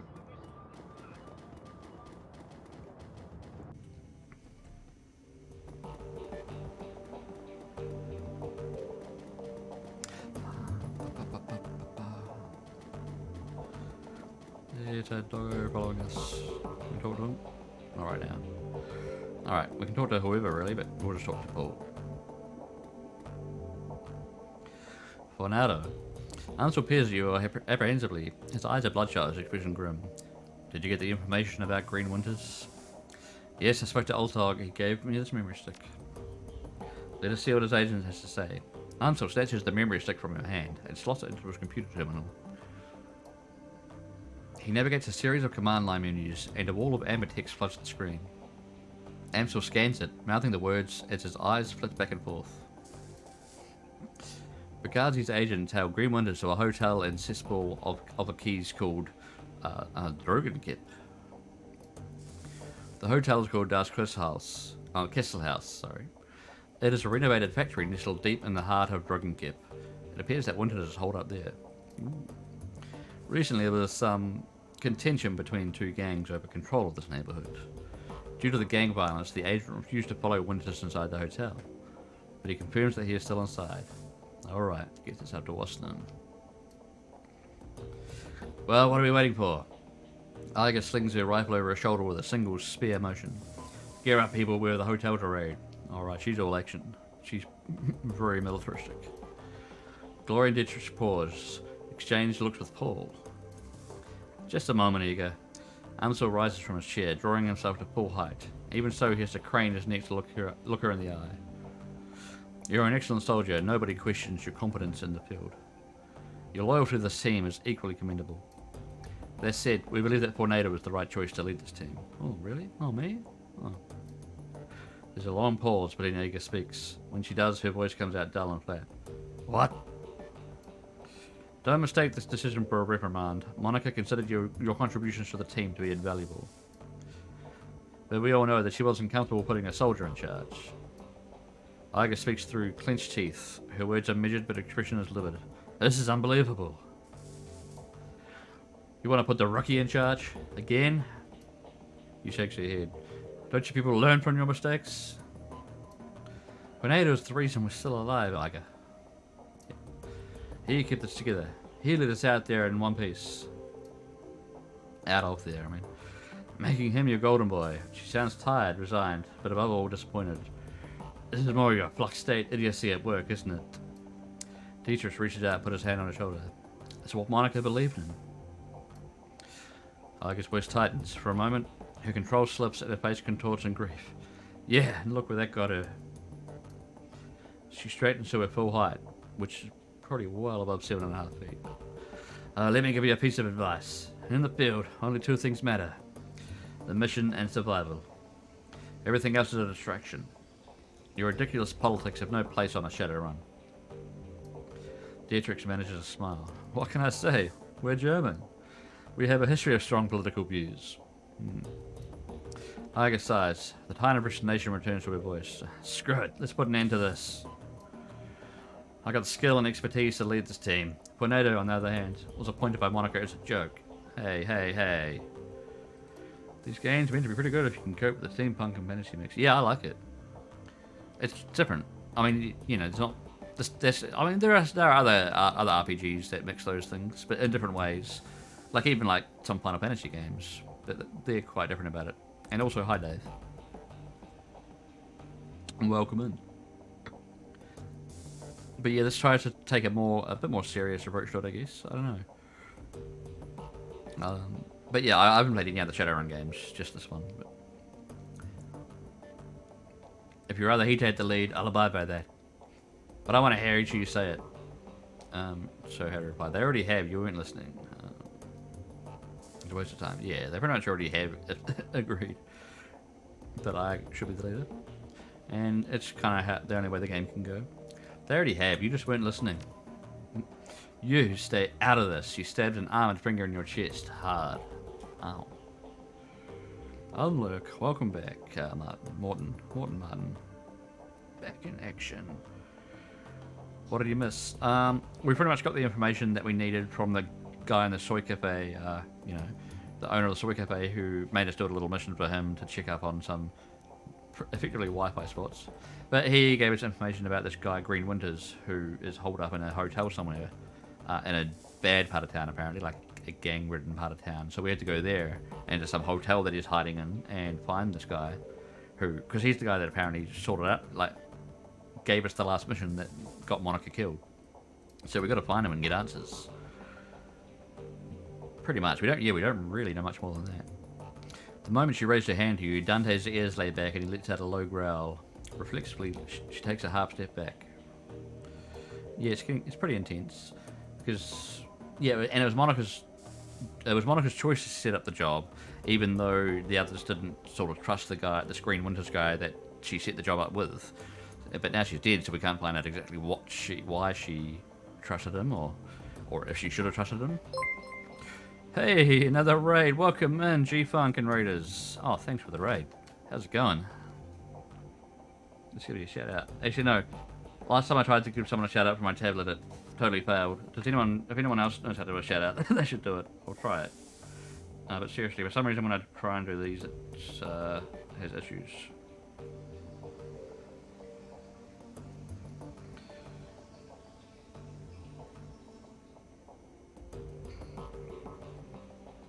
I will try. Sorry, I'm just... Did it actually work? Oh, nice. Yeah, I don't know. For some reason, when I try to shout people out, it types their name in twice. Just got... Was that Just Cause 2? Oh, Dark Forces 2. Totally kicked Jarek's butt in Dark Forces 2. Nice. Is that... Like, that's not the end of the game, is it? Or is that, like, just partway through the game? I don't actually know much beyond playing the demo of that game. And watching you play a little bit of it. Like a couple of weeks ago. Yay! Exactly. Yeah, we're playing Shadowrun Returns here. No, not Shadowrun Returns. It's kind of a sequel to that. Shadowrun Dragonfall, which is the only Shadowrun game I've played. And it's very kind of wordy and also sometimes action-packed CRPG. And also just as of like, I don't know, half an hour ago, I guess celebrating that I hit 400 followers. So, you know, yay! But cheers for the raid. You won the game. Oh, wicked. Here's the ultimate bad guy. Alright, so not just a minor plot point. Quick look at the new fan-made space quest. Whoa, like, new? How new? That's cool. Congratulations on the big 4-0. Thank you very much. Thank you. I think we heard what Dante has to say. Dante's the dog. He didn't actually say anything. She did go Son of Xenon. Okay, cool. I haven't heard of that. I should check that out. Is there like a demo ad or just like some info? Quick look at the new fan made. The famous tornado. Cheers. A full game out. Oh, wicked. I mean, I should probably check out some of the earlier ones first, but that's definitely going to be something we'll probably see streamed by a few people. I definitely know of quite a few adventure game streamers. Like retro adventure game streamers. Nice. Anyway. That's for my part. Tornado saved our lives back there. I did. You may not believe it, but he did. The way I see it, that means I followed his lead a while longer. So we'll just dive right back into this. Glory's voice is uncharacteristically gentle. I trust on Monica's judgment, therefore I trust Tornado's judgment. Have you played any of the series, G-Funk? The discussion is finished, Iker. Ansel speaks softly, but his tone is firm. Tornado will take Monica's place as leader of the team. Whoa, I've got choices. Now Monica's death deserves vengeance. Yeah. We're in over our heads. I'll do what it takes to get the team and Monica's legacy alive. Yeah. We are Shadowrun games, the main ones. What are the main ones? Like because there's one just called Shadowrun from like 2000 something, like early 2000s. Is that what you mean? I don't actually know about many of them apart from this one.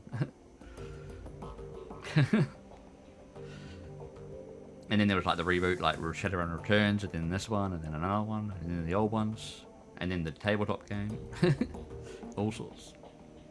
A lot of replies. I'm going to say, I'll do whatever it takes to keep this team and Monica's legacy alive. That includes taking your advice, Iger. Iger gives you a small nod. That's big of you. She looks from Dietrich to Glory to Amsel, finally down to Dante. And then she sighs. I don't agree with the decision, but I will respect it. Alright. Shadowrun Returns. Alright. Yeah, that's the one just before this one.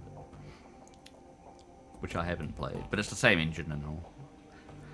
She nods again, more decisively this time. Tornado takes the lead.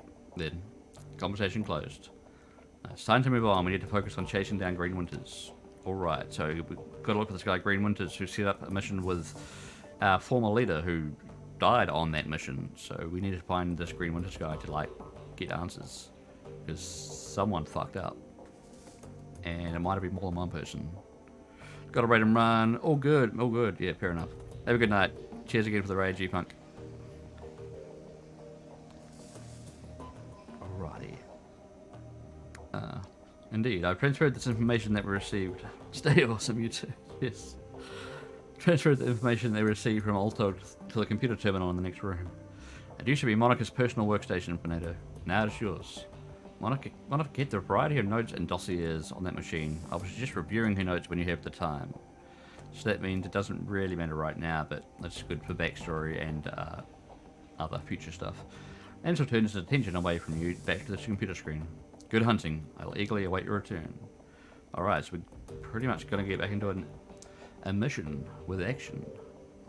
Not directly, with like get there first, but yeah, we'll get back into some nice tactical combat very soon. I wouldn't suggest driving to Drogen Kip. I gotta look at these words before I pronounce them. The roads aren't safe. Taking the U-Bahn will be faster anyway. Oh, the good old U-Bahn. Thanks for the tip, Iger. The U-Bahn it is. Or it could be a real prick to her, but nah, she's right. Iger nods, then turns to check her equipment. The rest of the group disperses in turn. Alright.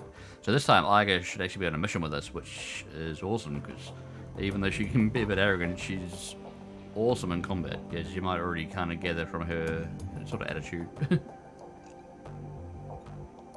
You now can command a team of Shadowrunners. While traveling to new missions, you'll be able to choose which members to bring and modify their loadout. So it's pretty much saying, yeah, I can choose which members to bring Sometimes you had to leave one behind. Sometimes you can hire other random people just for like one-off missions. But it's best just... Well, I know. I like using the main team, like the story-given team, generally. And even later on, we get to use this dog Dante, who might even sort of evolve like a Pokemon. But that's all for the future. But all right, we better save again, and then get out to this hotel and kick ass and take names and find out who and where Green Winters is. Ready, save. And we've also got a computer we can look at, but nah, we'll do that later. I don't think it's going to help right now. Let's go to the dodgy side of town, where the gangs rule a hotel and other things. It's a big bouncer. We'll actually talk to him later, he's not a bad guy.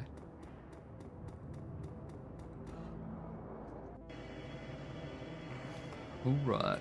Yep, we're taking the train. The U-Bahn. Where would you like to travel? Assemble the team and travel to Das Castle House Hotel. Search for Green Winters, of course.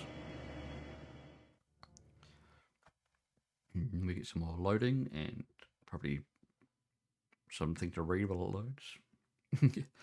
Das Castle House Hotel and Nightclub. Crown Jewel or the Drogen Kip, the filthiest keys in Berlin. Opening the doors to the ground level dance club is like bashing your head into a wall of sound. Flashing lights stab your eyes as the air is perfumed with cheap synthahol and engine grease. Everything in here is cranked up to 11. A playground for the numb. Green Winters is somewhere in the building. You steel yourself with a sensory assault and step inside. The team makes a quick check of their weapons and follows you into Das Castle House.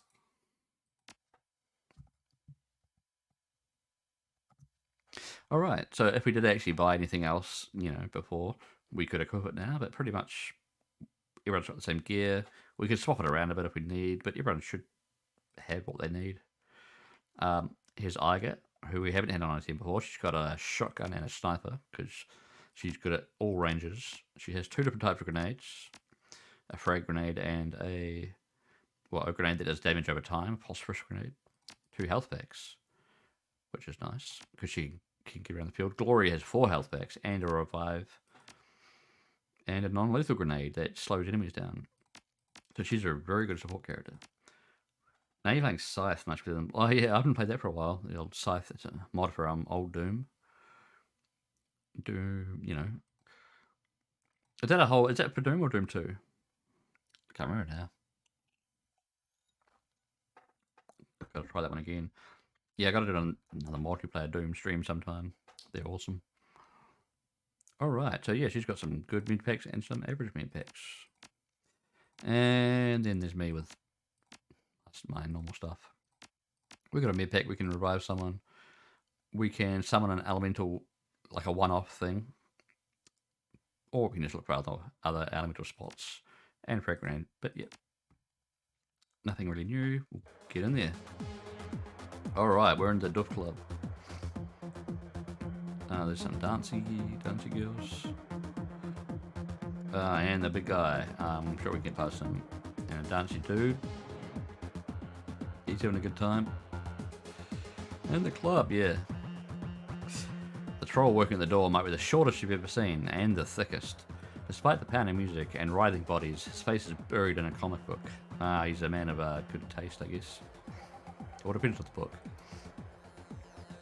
He looks up, gives you a cursory one over, and sighs. Who does he look like? He looks familiar-ish. Like from some TV show or something. I don't know. Maybe minus the horns. Welcome to Dusk's house, now under new management. Again. There's no cover, just go in and get your fix. That coroner at the bar over there. He'll take care of that coroner at the bar over there. He'll take care of you. He buries his nose back into his comic book while tapping a meaty thumb on the black plastic slung from his belt. A high-powered stun gun. Just play nice, or you meet her zap. Okay. Have fun. Do we ask him about... He doesn't really seem to care about anything that we want to ask him about. No need for her zap. I'm just here to party. Oh yeah. That's great, really. Anything else? You could ask about rooms, because we don't want to obviously sleep in a room, but we do want to get up to the other rooms. I was thinking about taking a nap. How about it? Desires never leave the comic book. Do I look like a front desk clerk? Hotel's closed. Renovations. You want somewhere to crash? Go somewhere else. Alright. I really need to get up there. Can you help me out? Not really, no. He puts down his comic and his voice slows to a crawl. He makes a point of enunciating each word. I point people to the bar. If someone starts trouble, I give them a taste of her zap. That's it. That's all I do. Alright, that's all he does, alright? Now, what's it gonna be? The bar or her zap? Ooh. So now I have my first option here of using a conversation option based just on my skills. So because I have summon in 3, I can say, how about option 3? You drop the attitude or one of my spirit friends drops you. Ooh. I guess since we have the power to kind of back up that statement, we'll give it a go. He stands up straight. For the first time, you have his full attention. Whoa there, whoa. I'm sorry, I didn't know. We don't want any shaman trouble. Yeah, I'm a shaman, that's right. Look, I tell you what. If you want a room and you can pay, and I mean pay, go talk to Frank. He can hook you up. Just don't go putting a hex on me or anything, okay? Alright. Frank. We'll look for Frank. Of course there's a guy called Frank. It's optional to talk to Frank. Alright. And there's also the bar that he directed us towards, because of course he would. There's the... Over there is the actual elevator that I don't think we can access yet. It's blocked to get up to the other floors. So we'll look for Frank. We could always talk to the barman for info and, I don't know, whatever else he provides. Whoa. The music out here on the floor is way too loud for comfort. The scene going down in the bar is even louder. The dealer on duty stands impassively behind the bar. A desperate-looking young woman is pleading with him, apparently to little effect. Oh no. Corona. Alright, Silk. I'm gonna explain how this works to you one more time. I get my cash, and you get your cram. No cash, no cram. Period. Oh. She wants cram? Is that like clam? I don't know. But I need it, Corona. Come on. Her words come out a desperate whine. Pale skin, sunken eyes, and trembling lip all point to early symptoms of withdrawal.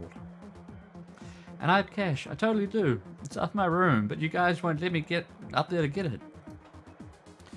Hotel's under new management, beautiful. You don't have a room anymore. Whatever was up there, you might as well forget about it. Oh, he's being mean. But that was all I had. And I have to get it right. I have to get right soon. Well, maybe we could work out a trade. Cram for services. Oh, God. Services? Understanding slowly shows on the young woman's face. Her eyes go wide. Come on, Corona, you've got to be fucking kidding me. Do you want the cram or not? She sets her jaw, a look of disgust on her pallid face. That ain't gonna happen, chummer. Not now, not ever. The bartender shrugs. I'll give you about half an hour before the shakes sit in. When that happens, you know where to find me. He turns to another customer with a smirk, leaving the desperate young woman crumpled against the bar. Oh, what do we do? We'll just have a talk to her.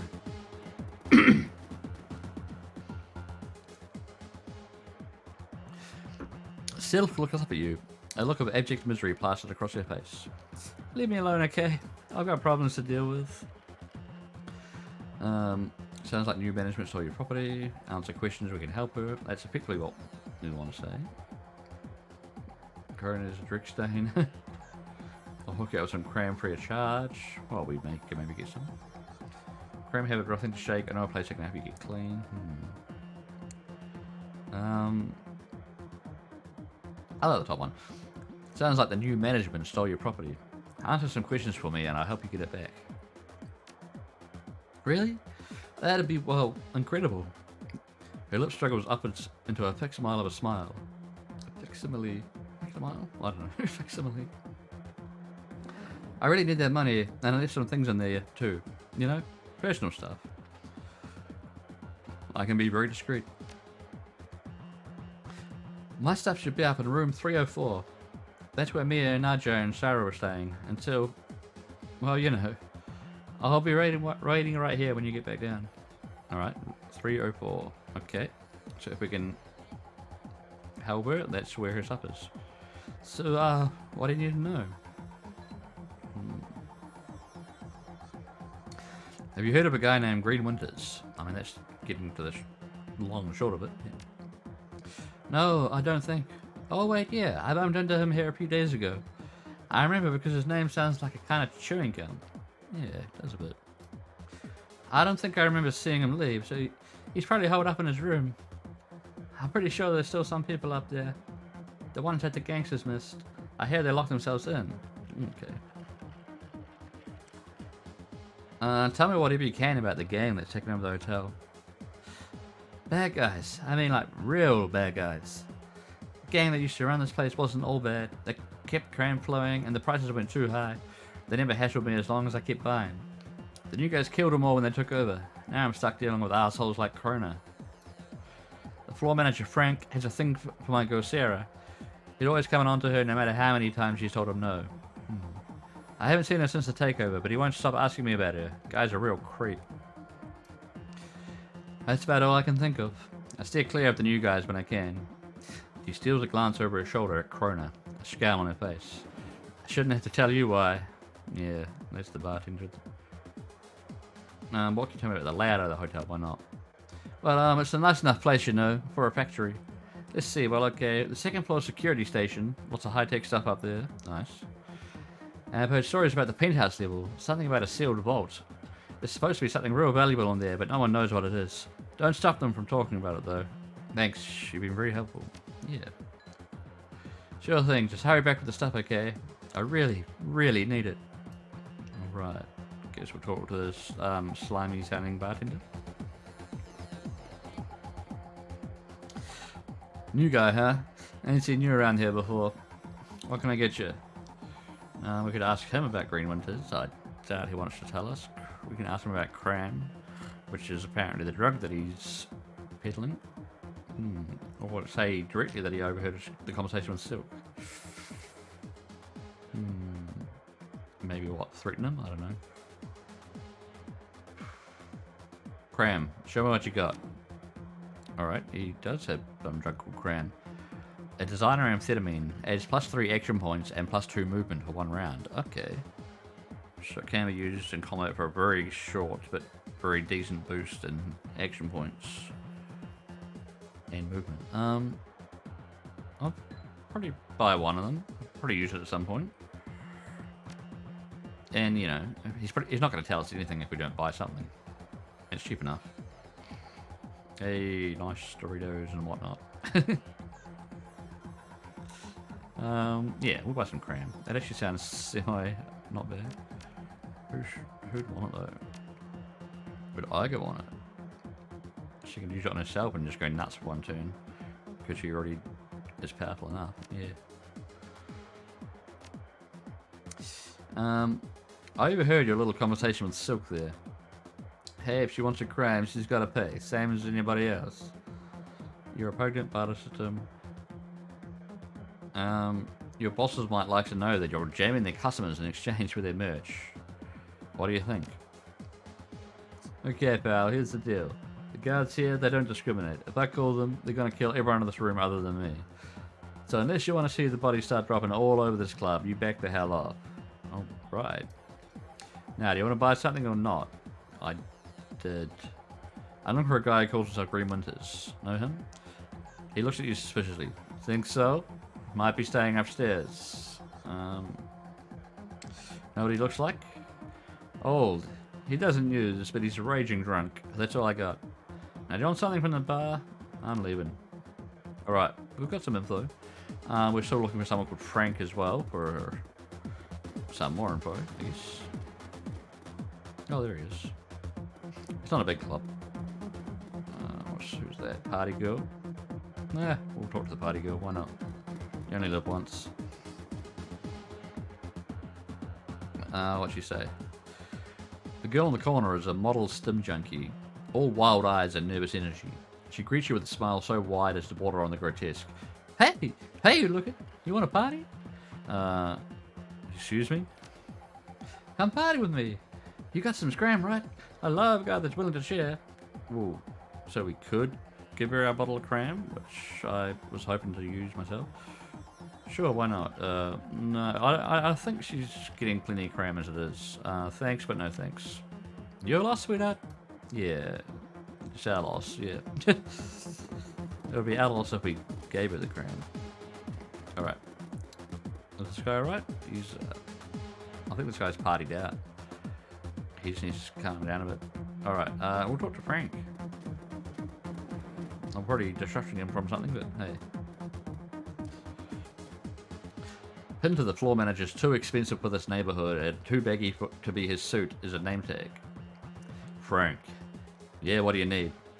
Reluctantly, he shifts his attention away from the elvish dancer swaying in front of him. Well, we can straight up attack him, which obviously would get messy very quickly. Or we could be honest or vague. Yeah, let's be honest-ish for now. Hey, Grizzleby, welcome in. How you going? How's it going? I'm looking for a guy. Calls himself Green Winters. No? His face screws up with a look of disgust. Yeah, sad old bastard with a data jack that oozes something nasty. Wears cheap glasses and drinks like a fish. What about him? I need to talk to him. Where can I find him? The floor manager shrugs. He's a regular. If you wait around long enough, you may see him. Then again, maybe not. I haven't seen him for a while. He turns his back to the dancer. I need to get into the hotel. The hotel's closed. We're, fumigating up there. Ooh, what was that?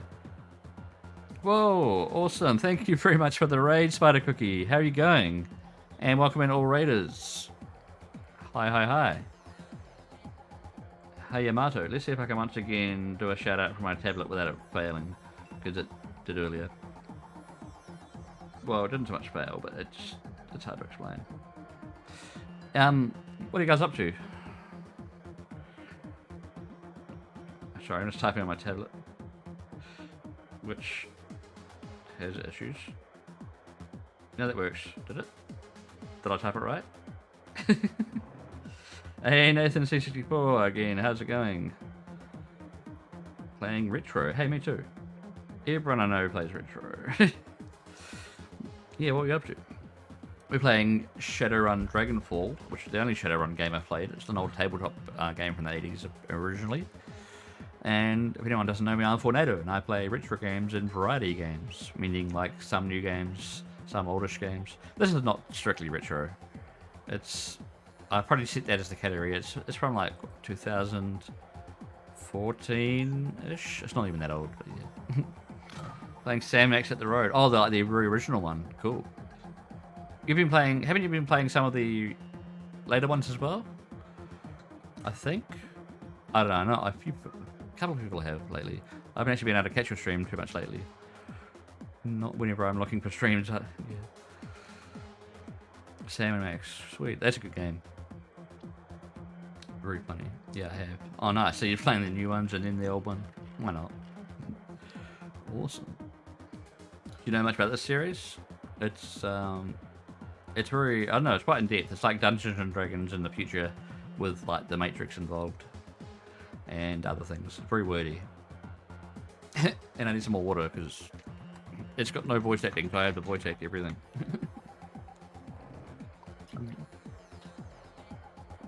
Which is fun. But makes my voice go croaky.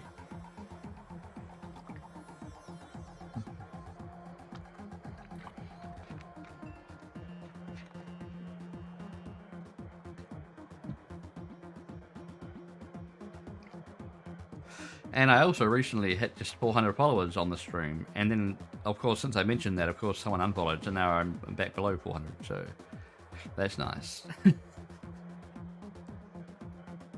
Alright. So we're looking for a guy called Green Winters because he set our guys up on a mission and got one of us killed. It would take me a long time to really go into a lot of the backstory. So hopefully you can pick it up as we go. Congrats, thank you very much. Yeah, I was happy about it. So apparently they're fumigating, that's why we can't go up into the hotel to find this guy who has all the information. Fumigating, the guy working on the door said that you were closed for renovations. Fumigating renovation, what's it to you? Close is close, and that's what we are.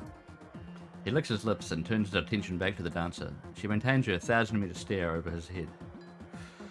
Now, take your business to the bar or take it outside. Alright, so it seems like we can bribe him. 200... what's it called? Yeah, Nguyen. That's right, the currency is Nguyen. Pay 200 Nguyen for access to the elevator. That's not too much money. That's probably a fair bribe. It's either that or we're probably going to have to fight someone. Frank eyes the cred stick in your hand and glances back at the dancing girl, slowly reaching over and palms it. He reaches over and palms it. Alright, you can go up. The elevator's open. Make it quick before I change my mind. Hey, Shadowrun. Just innocently watching the spider cookies and suddenly I'm here. Wow, yeah, I know, Twitch is crazy like that. Welcome in, though. How's it going?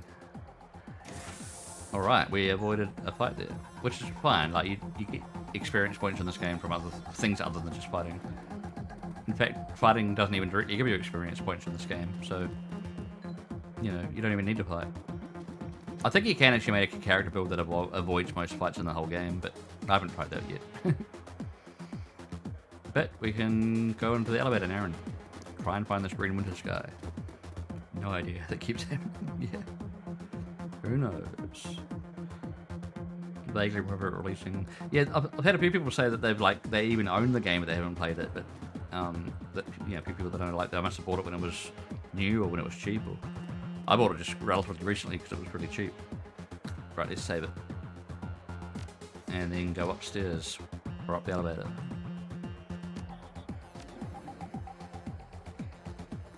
All right, we're looking for answers. Elevator. Hands up, who likes me? Ooh, what was that? There was a noise.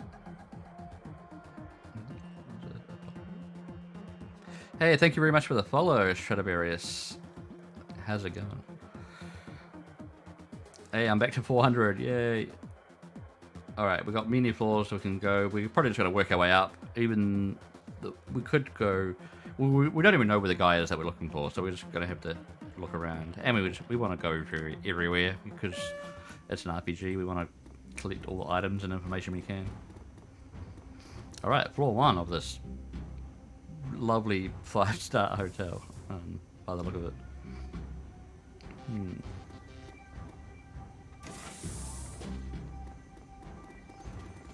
Alright, what do we got?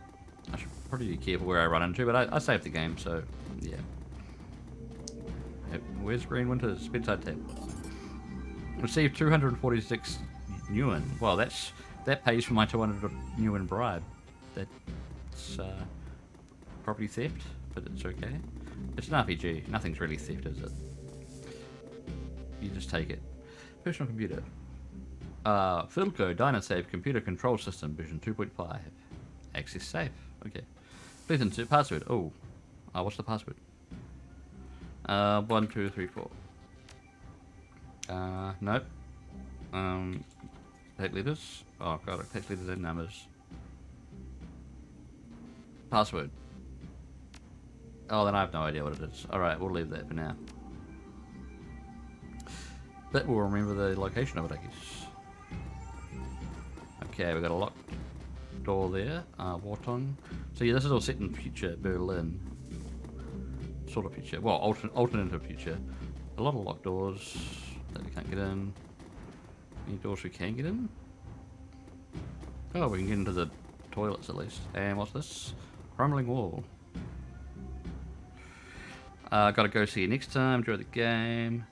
Don't have a good Halloween, have a great Halloween. Good advice. And then you have a good night too. And a good game. I don't know if you're playing a game. But well, you might. Yeah, actually, you're still playing some more Doom, aren't you? But yeah, have a good one, Morton. Catch you next time. The section of wall seems to be buckling under its own weights. The aging wallpaper that lines the rest of the hallway has long since peeled away, revealing the structure of the wall underneath. While the underlying structure is reinforced with steel support struts, you can see signs of rust and metal fatigue everywhere. The entire wall looks like it could give way if enough force were applied. Well, I don't have the strength, but I could get my muscle to slam the wall. I guess that's being Iger.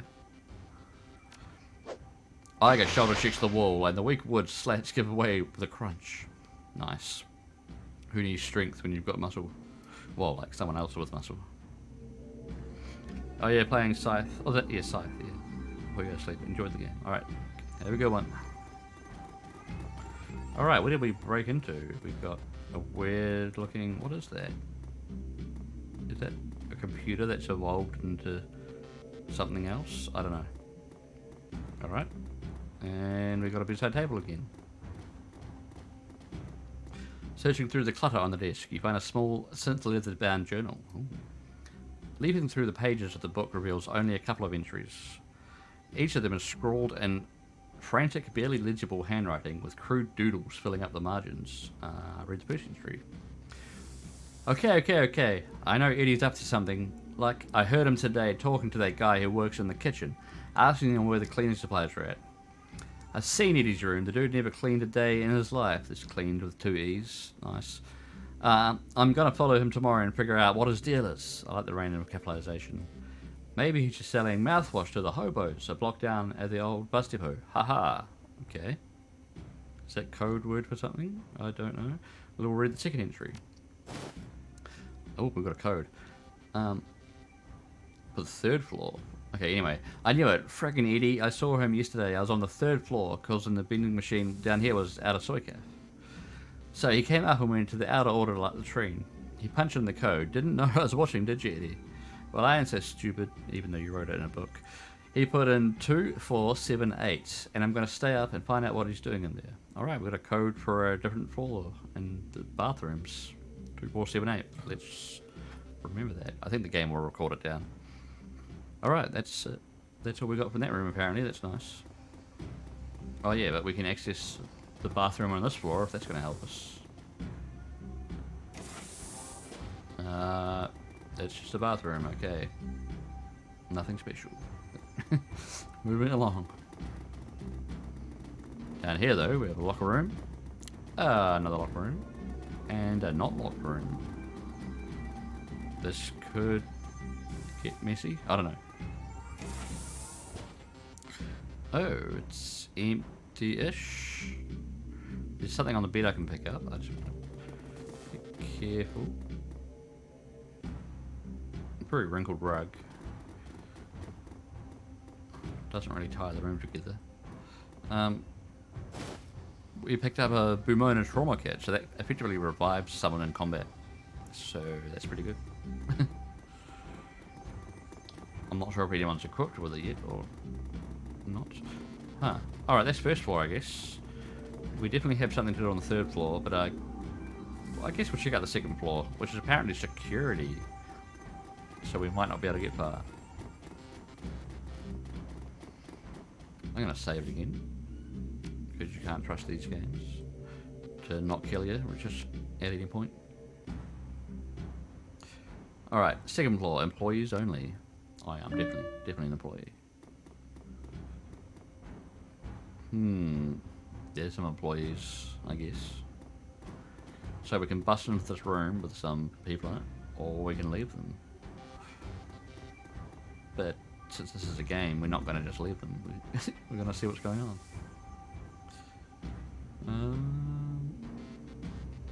Yeah, we'll be fine. Alright, it's combat, of course. It's on. Back to turn-based combat. Now, do we have any spirits we can summon? That's pretty much the first thing this guy's always going to be looking for. No, not right now anyway. Okay. Who might want haste then? It's always good to give haste to Iga because she just kicks so much raw ass. So at least Dietrich's just going to give haste to Iga to give her another action point. My guy probably shouldn't because he's likely to get shot from there without being in cover. Oh, and there's an exploding barrel. Where can he go? Ooh. Where's some good cover? There's some crap cover.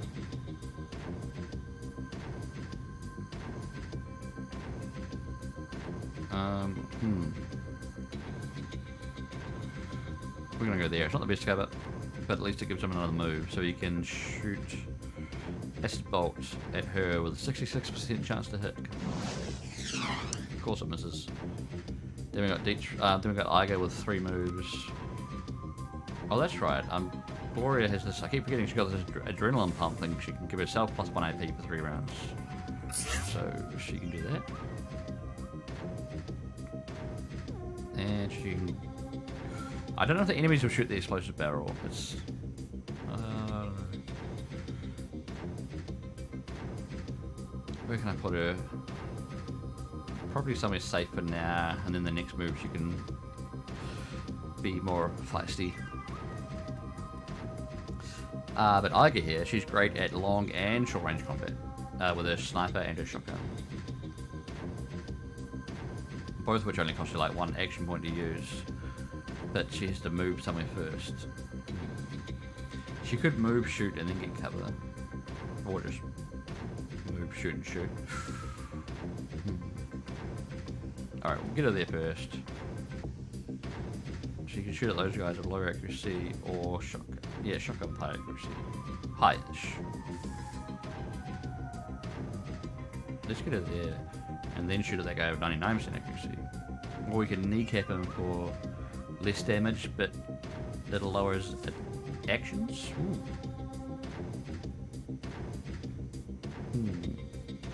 Nah, we'll just hit him with a straight up blast of shotgun. Oof, nice. Ow! Oh, I got flanked. And she's good. Hey, another guy. Hey, another guy. Oh. Oh, she's in cover. That's alright. Oh, another guy. Jesus Christ. You'd think that I just interrupted these fellas. Alright, we should probably kill this guy that we started attacking. Oh yeah, her shotgun can hit multiple targets, that's right. So we can hit that guy and that guy. And I hit her with a kneecapping attack, so that like she loses 1 AP, which is great. She still has 1 more attack. Very nice. Probably attack this guy. Yeah, she's a menace. Right, now there's my guy who got hurt a bit. The good thing about these big guys is they're easy to hit. So I could easily just hit him from here. Relatively easily. Yes. Damage per turn. Nice. Now maybe I should get some better cover.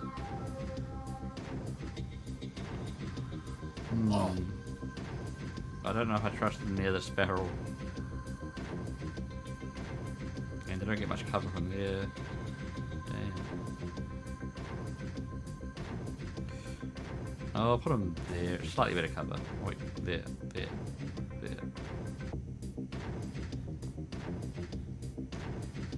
Dietrich, what can you do? You can run in and throw a knife at someone. Or you can run in and reduce damage for people. How far will that reach? Oh nice, he can reduce damage for all 3 of them, even though he's out in the open. But that's a risk he's willing to take, or that I'm willing to take on his behalf. Alright, Gloria. 3 action points. Let's run up. 72%. Yeah, shoot this guy. Oh, what? She missed 2 72% chance hits. Okay, what about 87% chance hits? Missed! Oh goddamn these games. This is just like XCOM. Ow. And of course, since I group my guys up, they get grenaded. Ow. Ooh, he's right by the exploding barrel. We must do something about that. Okay. Gloria, by the exploding barrel, should probably back off and shoot the exploding barrel. If she can. 99% chance to hit. She better be able to.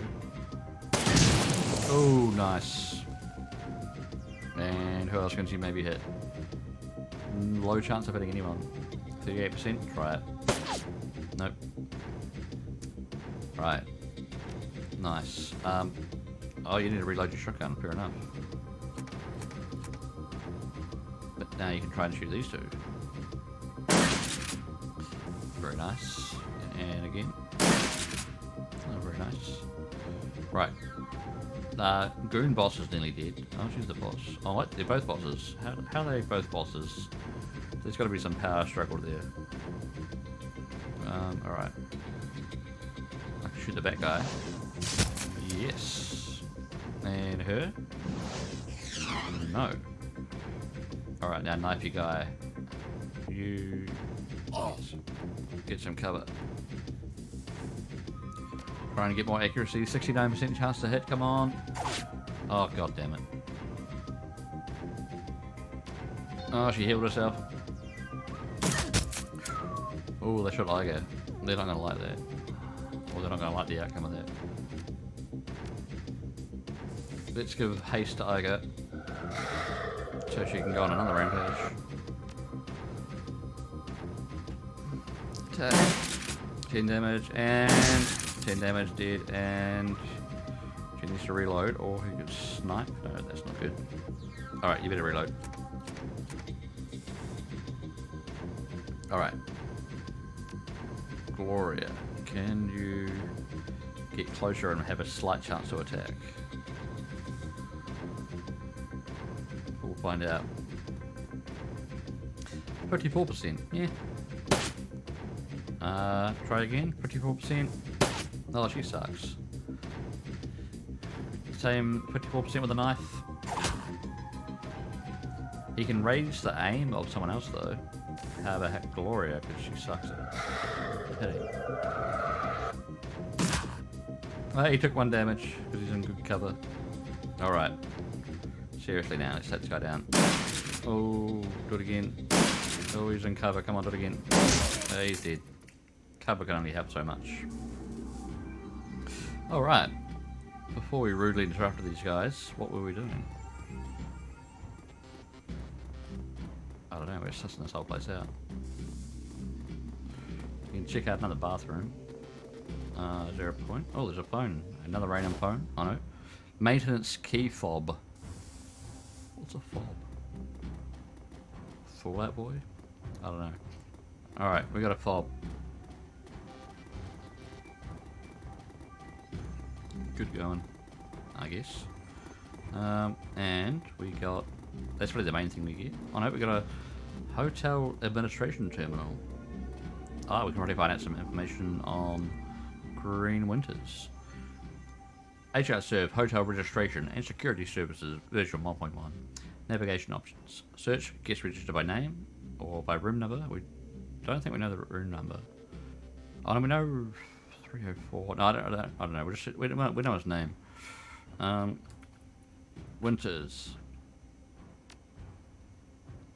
Currently staying on floor 4, room 405. Alright, we're getting somewhere. Read attached notes. Guy in Master Suite on 4 asked for his room code to be changed again. Is that this guy that we're looking for? Paranoid son of a bitch. Anyway, dude's been renting out one of our biggest rooms for months, so I guess I shouldn't complain too much. New code is 1989. Alright. Admin services. Enter admin password. Oh. 1, 2, 3, 4? No. Okay, I don't think I know the admin password. I got another password earlier, but that wasn't the admin password. Oh well. We have someone to look for on room on floor 3, and now we have the guy we really want to look for on floor 4. I guess that combat was a success and we're all alive and not dead, so I should probably save. I just want to check if anyone's... I don't think people retain injuries between battles, you know. I think they get healed. Oh well, I think. Save.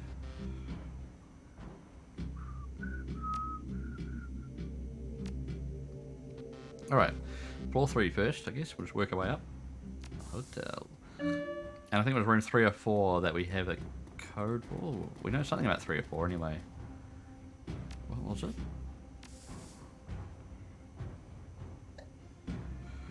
I got the floor 3 bathroom code, 2478. And retrieve Silk's belongings. Was that on 3 or 4? Silk wants her... I guess her belongings is mainly just the drugs she wants. I don't know exactly. Alright, what do we got in here? Maintenance closet. Pick up. With some cram. Okay. It's wanted by some people. Send it to a stash or swap it with an item. We'll send it to a stash. We can't really do much else. Okay. Free cram. Free designer drugs. 301 is locked. 302 is... It says do not open. Do we open it though? There's a sign saying do not open, so we kind of have to.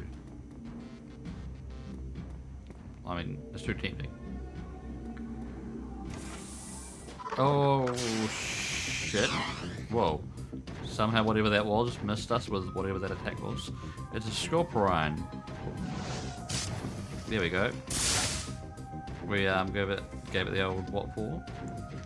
Damage returned. But shit, we still gotta inspect. What's that? Hang on. There's things we can inspect, but we should maybe do that after battle. There's not much cover we can get here. Just curious what will this... Oh, this... Oh, I thought there was something behind the wall. Oh well. You give Iger more HP, of course. I mean, action points, of course. You give yourself more action points.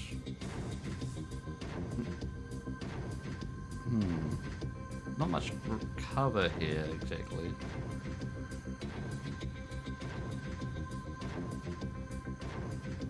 Any cover?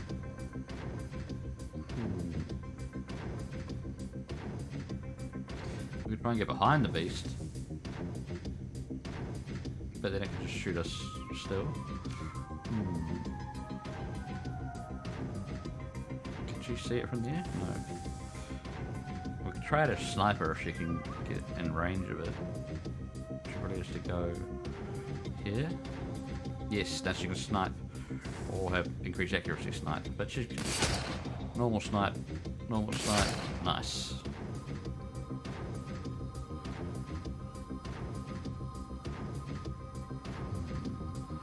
Warrior could run up and attack, but you'd have to get kind of in a vulnerable position.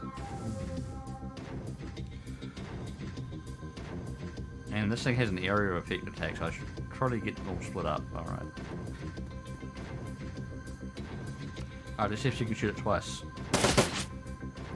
Okay, one work. Whoa, all it did was move forward. Alright, maybe we can kill it before it murders us. Alright, maybe now we should get Iger close up to give it 2 shotgun blasts. Even if she can't get cover. Who needs cover against a dead enemy? All going to plan. Oof, 8. Oh, 8 damage, nice. Now she just needs a couple more shots. Let's do it, guaranteed. Bam, and yes. What the fuck was that? Did we just kill someone's pet? It did attack us first, to be fair. And also, what's in the fridge? There's a note on the door. His food is in the crisper drawer. See you next week, Stephen. Ah, okay. Well, no need to worry about that anymore. Was there a point to that, or do we literally just come in here and kill someone's like exotic murder pet?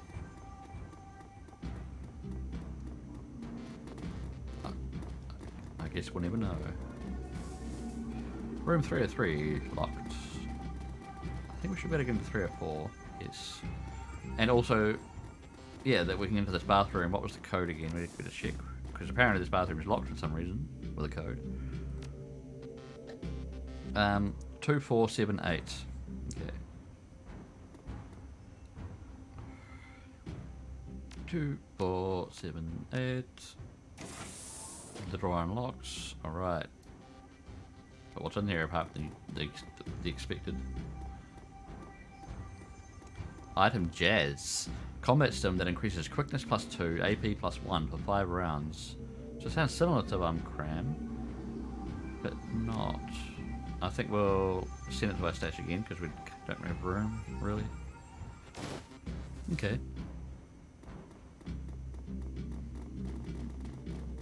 Room 304 though. I think this might be that girl's room in the bar who wants her stuff back. Grid stick. Silk's encoded grid stick? Yeah, Silk, that's the one. A stuffed bear. What's in the stuffed bear? Silk's teddy bear? Oh, we took the bear itself, okay. And code book. Silk signed codebook. Or cookbook. Optional, return her stuff. Alright, I guess before we go to floor 4, we'll return her stuff. Here we have room 305 though that we can access. What's in here?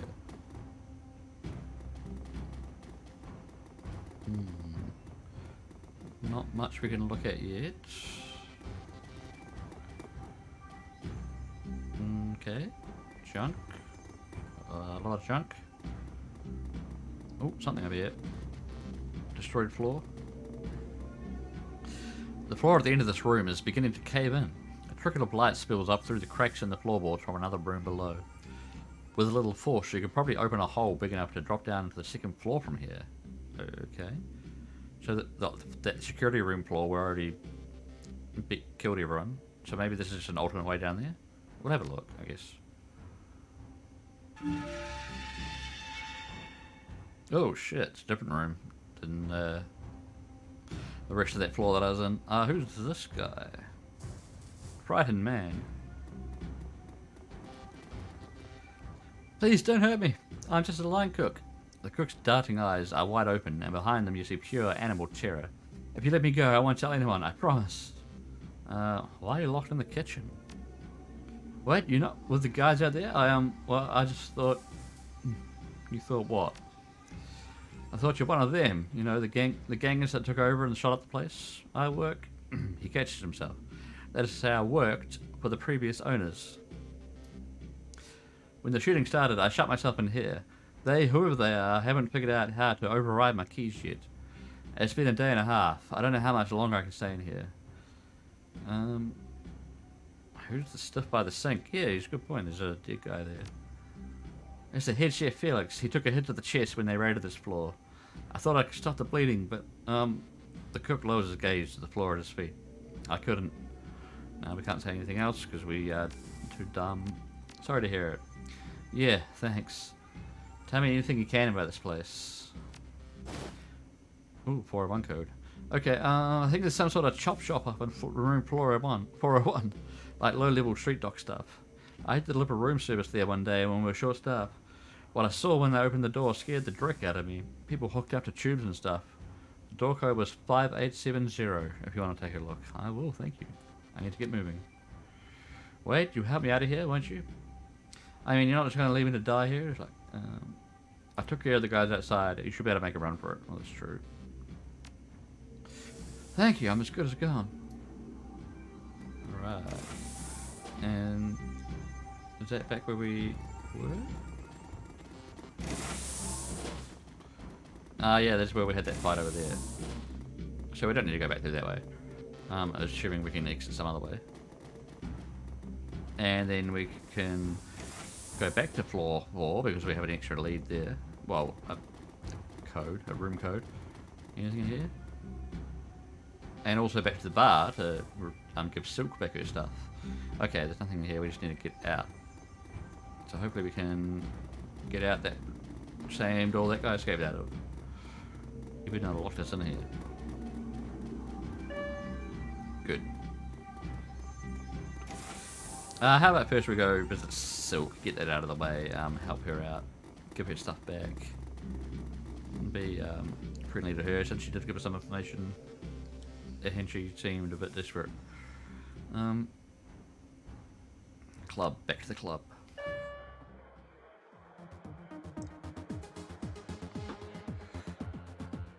Alright, I guess she's still at the bar. Yep. Have you found my stuff yet? I really need that money. We can just give it over, or we can use our charisma to try and get a bit more credits for the effort. Which, to be fair, isn't a bad idea. This game, it's hard to make extra money. There's only like a finite amount you can make, really. I might try that. I have it, but I just think it deserves some credits for my efforts. And I did do a fair bit for it. Okay, yeah, I can get behind that. Cool, 100, yeah, it's fine. Yep, 100 yuan. She presses her thumb to the enclosed credit stick you retrieve for her, and its display comes to life.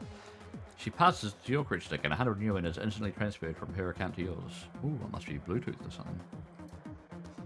There, all done. She breathes a sigh of relief, then surveys the items they retrieve for her. Thank you again so much. I don't think I ever have seen this stuff again if it weren't for you. Karma gain 1. Oh, we got 1 XP to spend. She glances at the encoded crit stick in her hand again, checking the balance. Her smile broadens. You helped me when no one would. That means a lot. Enjoy the money, you earned it. Yeah, I have a feeling she's got a lot more than that amount she gave us. Alright, back to floor 4 with our new code to room 401, which is apparently some chop shop, maybe.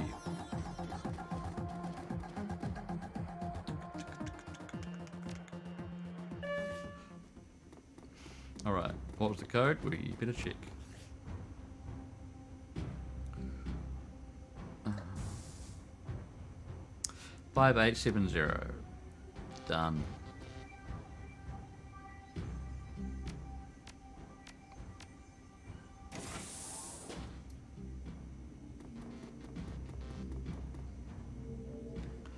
Alright. Some guy ran right out into the middle of us in front of some people who could quite easily kick his ass from here, I think. Like Iger with a shotgun right in his face. Do we even bother kneecapping him or just killing him? I think we're just killing him. 18 critical damage because he's not in any cover. There, done. We could give her more action points just in case. Or we could just run forward. We better prepare everyone. You never know what's going to happen.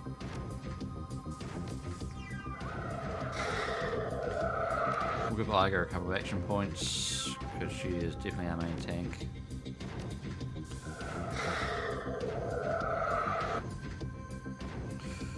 She can run up to get some cover from whatever's in this room. Not much cover, but what was there? What's there?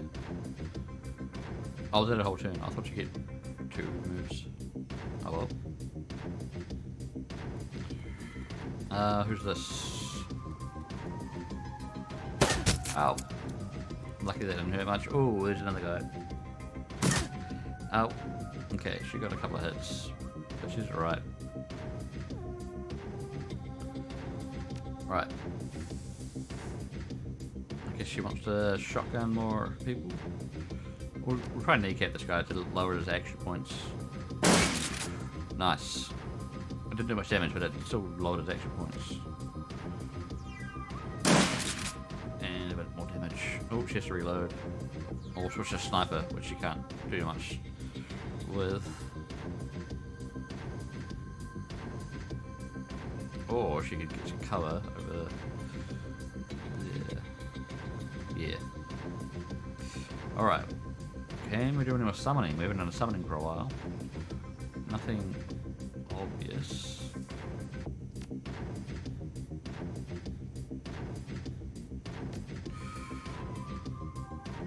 Or Gloria can move over here and try and shoot this lady. Or over there. Right, try and hit her twice. 73% chance each. One of them worked. Okay, 88% chance. Oh god. Why does she often suck at aiming?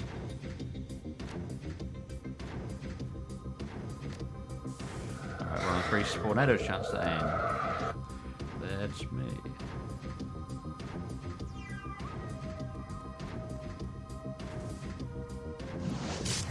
Nice. More damage per round on that guy. And he can't really throw a knife at anyone in particular, so he should probably just stay out of damage range. Yeah. Huh, he missed. Oh shit. Damn, he took advantage of the fact that we grouped up and he grenaded us. Even though I said Paul that it was likely to happen, but I didn't take my own advice. Well, there's not much choice here of cover at the moment. Alright. Reload your shotgun. Take her out. Flank. Flank dead. Nice.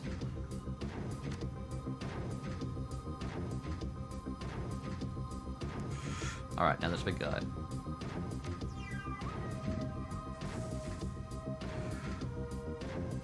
Just gonna keep acid bolting him. blocked.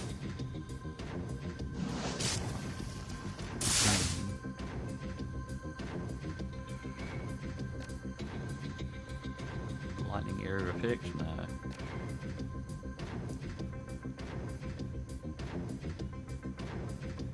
He can possibly heal my character? Yeah, of his previous wound. Nice. And Gloria can get maybe over there to flank him right from behind. Okay, you better not miss this shot. 68%, but oh, come on, I need this. Oh, God. Missed.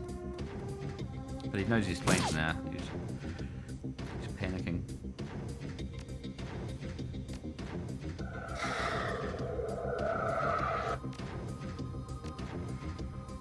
We'll give all the haste to Iger again. And we're probably going to shotgun this guy from right in front of him. Why not? Missed. 99% chance and she missed. Alright, kneecap him again.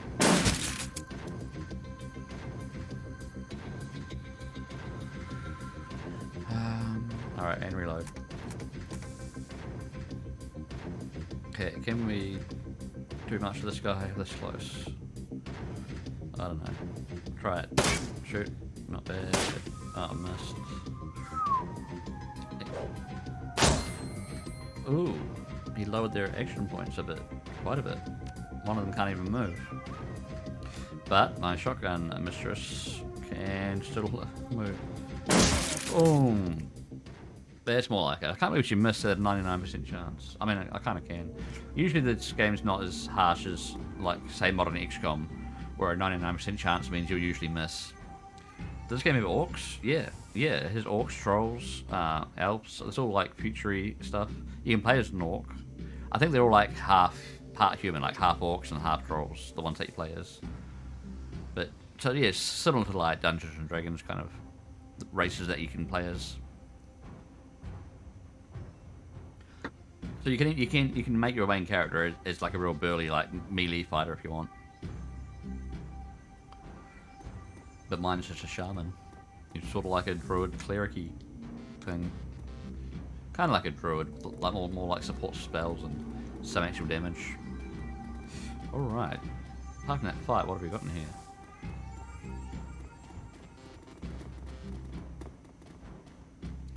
What's in here? Auto-injector hyper schematic. Okay. I'm not sure what that'll do. Pick up this. An advanced medkit. Oh, cool. We'll replace our normal medkit. Yeah, I've never played as an orc, I don't think, in this. Or a troll. You hate XCOM on classic mode. 82% chance to hit and you miss every time. Yeah.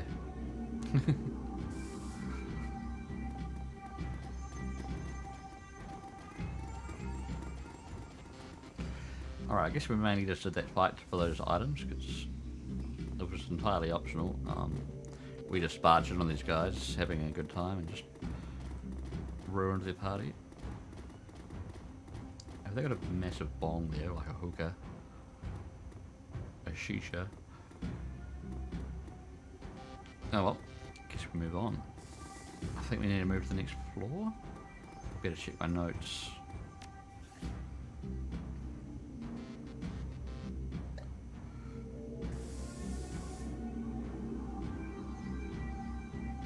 Oh, that schematic I got was for a piece of cybernetic bodywear.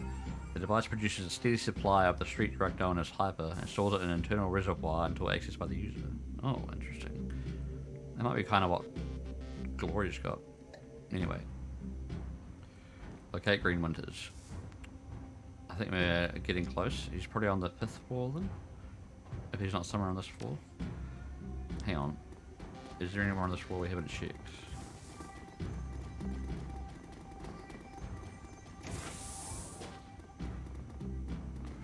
What is this? A frag grenade. Midline frag grenade. Take it.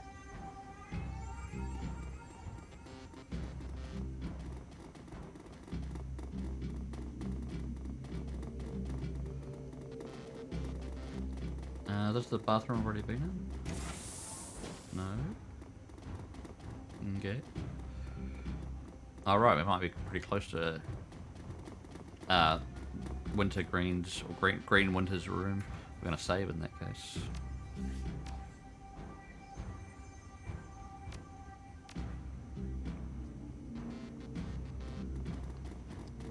Right, 4 or 5. I think I have the code for that. 1989, that's the one.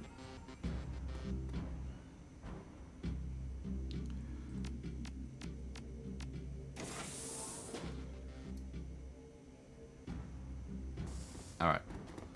Hello? Housekeeping? Housekeeping? Anyone here? No? Okay.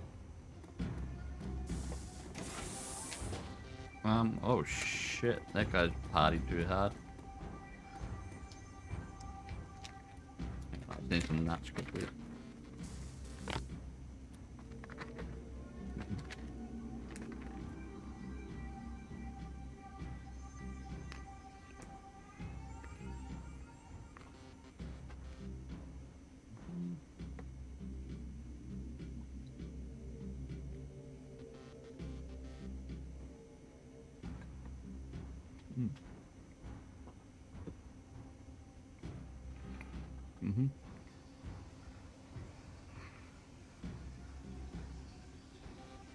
Alright. The scene is eerily familiar. The dead man is still jacked into a smouldering computer. His face contorted into a mask of pain. Blue smoke spills from his data check, like Monica. And there's something else. The man's outline is wrong. It takes a moment for you to realization to sink in. His back is bent at an impossible angle. Ow. Jesus. Looks like he can boss hard enough to break his own spine. Is that even possible? Glory gestured at the twisted form on the carpet. You tell me. Hey, 69 viewers. Iger kneels beside the corpse, bending to peer at his face. Matches the description that Alta gave us. Screen Winters. She straightens, glancing back over at the body before returning her attention to you. This is what happened to Monica? I suspect that it would have. We jacked her out in time to prevent it. Still think you could have prevented Monica's death, Iger? Maybe. Iger takes another glance at the smoldering corpse, and you can see the doubt growing in her eyes. I don't know. Objective complete, we found him. Kneeling to inspect the body, you find smears of blood on the carver under Winter's right arm. Moving the arm aside, you find a number written across the floor. 91612. You use your PDA to take a hollow pick of the number and the body, and step away. Okay, what else we got? We got things we can look at. Painting. Hanging on the wall is a large, gaudily framed painting. An unimaginative still life of some kitchen object sitting on a table. Move the painting aside. There's nothing here. Okay. What about this one? Hanging on the wall is a large, gaudy frame painting, an impressionist landscape, inexpertly rendered in splotches of cheap acrylic. A nameplate in the frame reads, Harris Mountains 2011. We'll move the painting aside. There's a small locked safe installed in the wall behind the painting. A keypad mounted in its base glows invitingly. Oh, what was that code we just got? Because I guess that's what we need. 91612. Maybe. Yes. Inside the safe, you find a bundle of old, well-worn media discs. The words "Watch Me" have been hastily written on the back of the topmost disc. Inspect the discs. The disc labelled "Watch Me" looks almost new. The others are clearly much older, and many of them are badly scratched. The last two discs in the bundle are stuck together, and when you try to pry them apart, the readable surface of the bottom disc peels away. Ah. Take the discs. Okay. As soon as you finish with the safe, the nearby bid phone begins to ring. Oh. Ominous. Ah, the man on the phone. Hey there, Chief. Don't hang up. I got a proposition for you. Who are you and how do you know I was in this room? See the cameras in the corner of the room? Glancing up, you notice a pair of security cameras. They're tiny things. The casing is coloured to blend in with the dingy wallpaper. Easy to miss if you don't know to look for them. Wave high. I'm on the other side of them. You probably noticed that this building is under new management, right? And judging by the fresh corpses that I'm seeing strewn all over the hotel, I'm gonna guess that you don't like the new guys any better than I do. Well, I'd like to make you an offer. You help cover my escape, and I'll get you in a secure vault on the top floor, belonging to the leader of the gang that used to run this place. Trust me, it's still secure. I set up the security protocols myself. The last decker that bought in to take a crack at it came back out on a stretcher. They haven't found too many volunteers since then. You've got my attention. What's in the vault? Yeah, money. You know, lots of good stuff. I'm gonna need some specific examples if you want me to help you. Look, buddy, I just set up the matrix security for the thing. The old boss didn't let me set foot in the vault. He was a little paranoid, you know. But he was adamant that he wanted me to rig up some really killer IC. So there must be something of value in there. So how about it? You want to crack at that vault or not? Yeah, where do I meet you? Room 505 on the penthouse floor. Come rendezvous with me here, and I'll take you to the vault. Alright, we're gonna have to trust this guy. Or else, where else do we go? Anything else in here?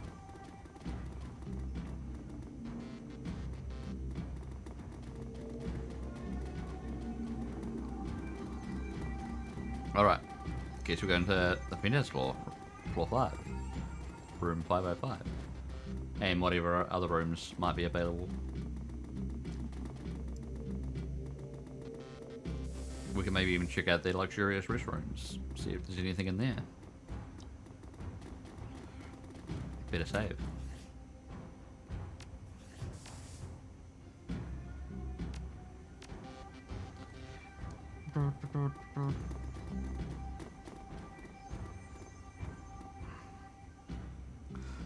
Top floor, penthouse suite.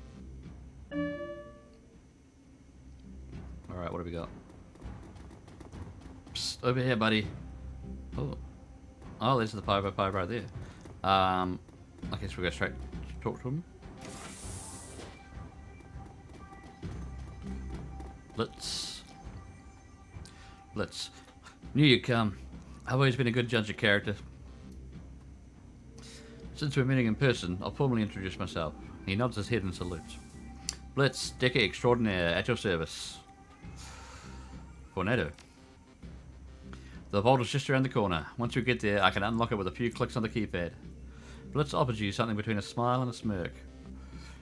Built myself a backdoor when I wrote the security system. Never hurts to be careful. Sounds good? Let's go. Alright, he's on our team for now. Okay. I guess he is anyway. New objective optional, open the vault. Well, of course we're going to open the vault. What's in 501 though?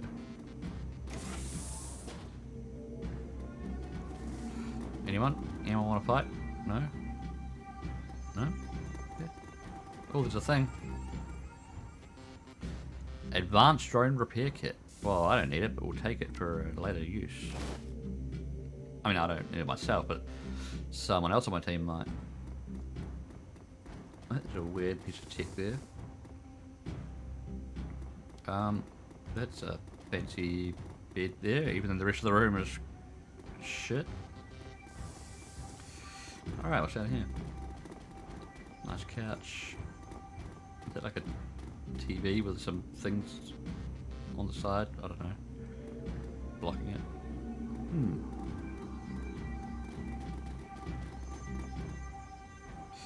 And not much in here that we can do anything with, alright. We just came here for a drone repair kit, I guess. Cool.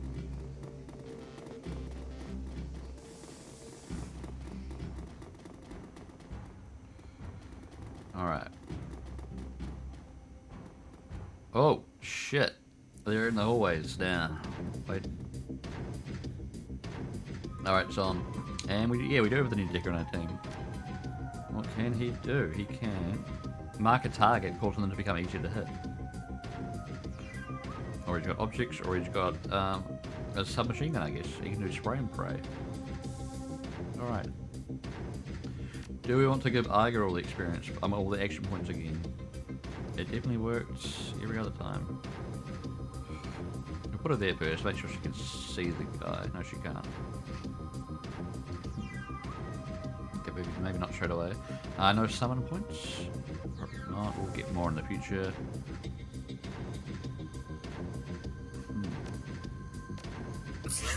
You can inject yourself and go get some cover.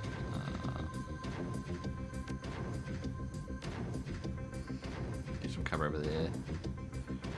Right. What can this guy do? He's got a submachine gun. He's got some cran.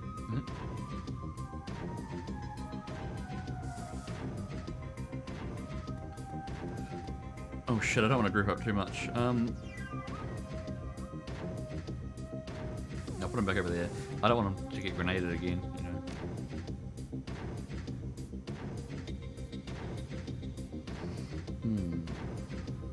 Could put it right in front of the guy.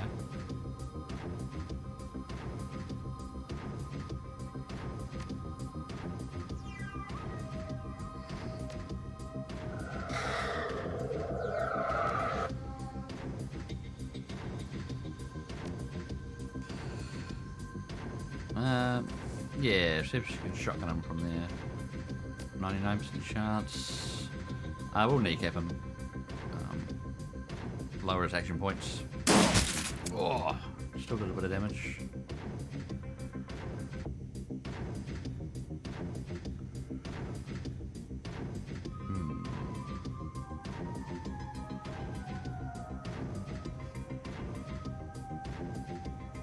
I'm going to give more action points to Iger. No, it can't. Okay.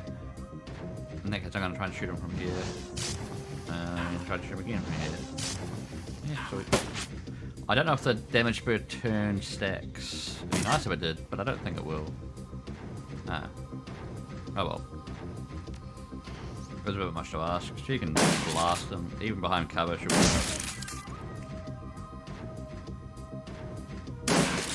Oh, nice. She's just too good. Alright.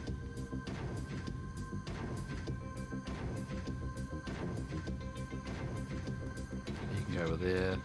Cast his idol to give us all protection from damage. Not all damage, but some damage. My guy can...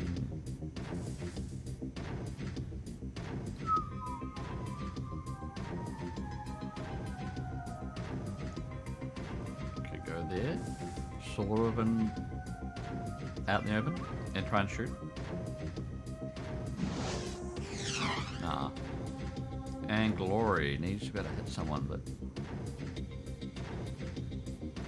she can go forward a bit. She won't get damage reduction, but hopefully she can hit someone. Yeah, it's a start. Try and hit him again twice. Okay, you missed. And we want to see how this guy can do with the submachine gun, except he needs to get close and vulnerable. Or back here and inaccurate. And still kind of vulnerable. Oh, screw it. We'll try it out. Accuracy, attack. Okay. It works, it.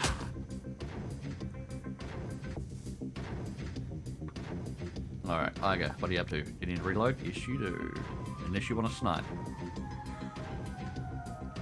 She could do, she just has to come back here. Oh, yes. Good hit. You have a Shadowrun board game somewhere with expansions. Oh, cool. So is that the tabletop game, or like a different one based on the same franchise? Because I know it used to be like a tabletop RPG, you know, like D&D. I guess you had like a Dungeon Master and all that. I'm not really sure. Oh, she can try and hit this guy as well. Oh.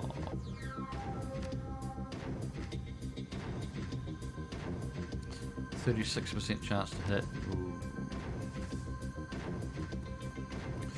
Right, he can run, which also moves his circle of damage reduction. That's fine, as long as everyone can move into it, if they want. 50% chance to hit, come on. Yeah. Cover reduces damage. We need to flank them really. When people are in good cover, it really reduces damage.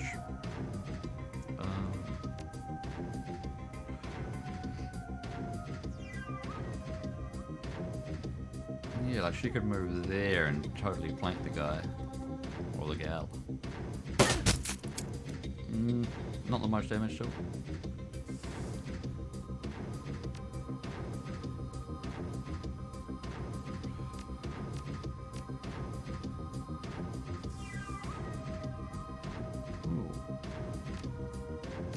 We could give pace to our new guy. He could come and try and do the same thing. And hopefully not get grenaded. He can do one attack or two attacks with less chance for a critical. But uses a lot of ammo. Ah, screw it, we'll just try it. Go. Sweet. Ah, she's panicking, I guess. Sniping. Okay. Oh, you suck. Except you don't usually.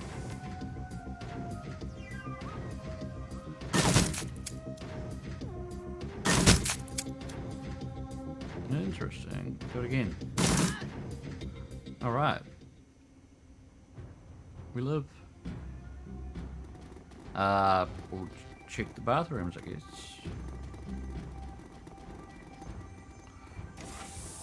Because they're each kind of weird and different for some reason. What's that? Some kind of strange shower, I guess. Alright.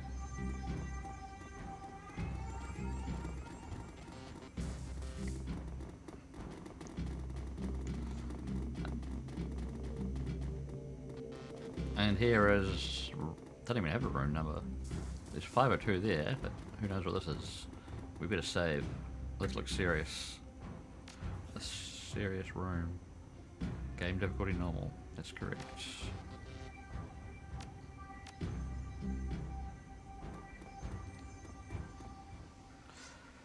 Alright, here we go. Tap, tap, tap. Done.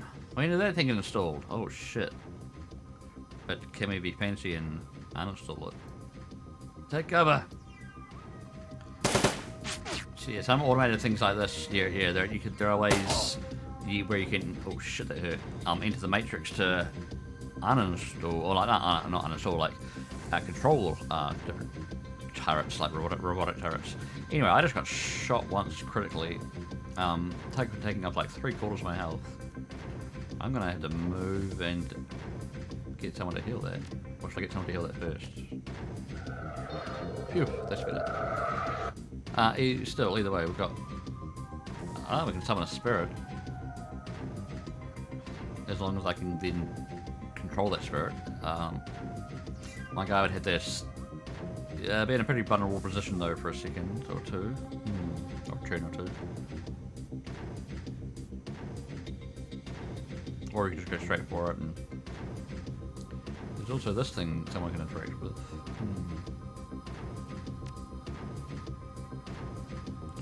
You go up, interact. What is it?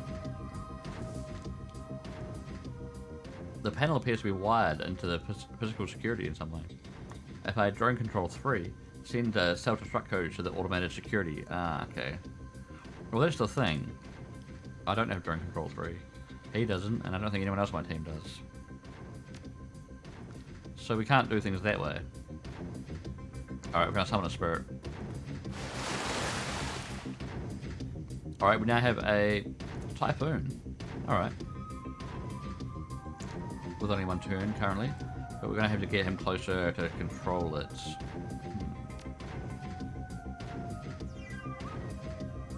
What can it do? Target gains +2 dodge. Okay. Or a powerful magic bolt that pierces up to 2 armor. Oh, that could be good. This thing looks like it has armor. Oh, what? I can't do that?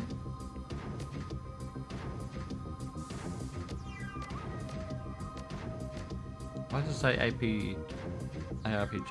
Oh. Arm Piston 2. So why can't I use it? Does it have to be close range? Or I can shoot a shot of water at it, which is about my only option. Okay, that didn't do too much.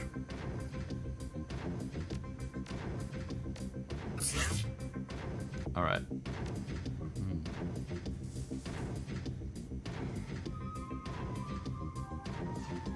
I'd like to do some sniping. Well, depends on what we want to attack first.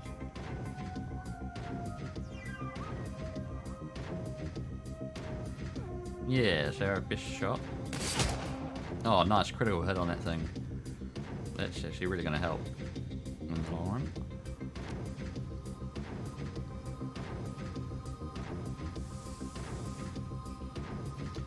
Glory, go over there. You can hit it with a 59% chance. Go on. Ah. And you can't do shit, so go over there. Oh, he shot my spirit. Oh, he shot Tiger. Not very nice.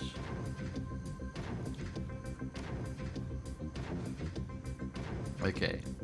Escape chance 10. Since I got a tiny bit of spirit control that I put points into. Or 10, 11, 12, 13. Or we can move my guy up to give it escape chance 0, but he can't do that this turn.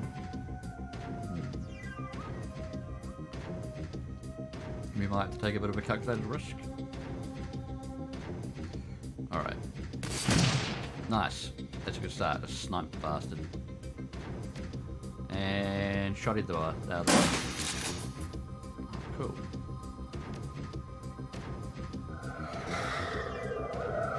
Let's give her some AP to do it again. Oh, she missed. I can shoot it. At the bolt, miss. Alright. 38% chance to hit. Oh, give it a go. Give it another go. Oh god. Oh well.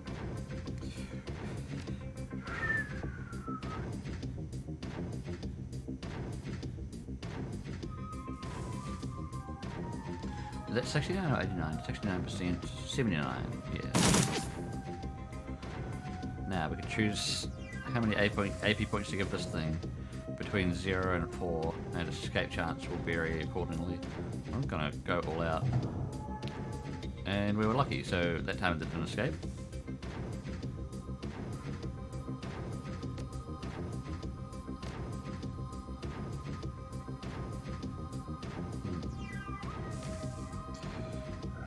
You've dodged to that guy.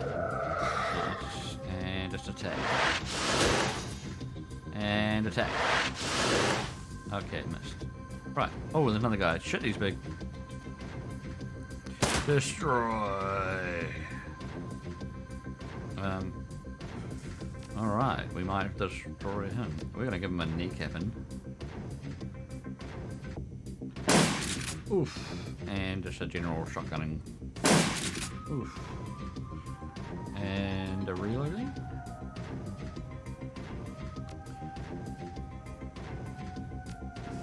Or running away out of cover for a second.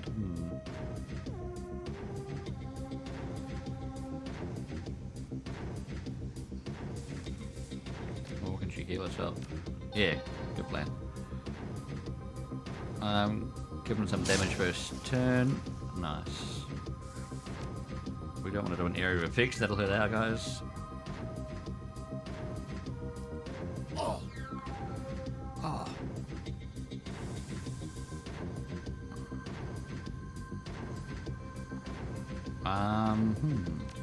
Glory. Just want to shoot him. Shoot him again. There you hit. Shoot him again. Alright, throw a knife in his back. Nice. Throw another knife in his back. Oh, okay.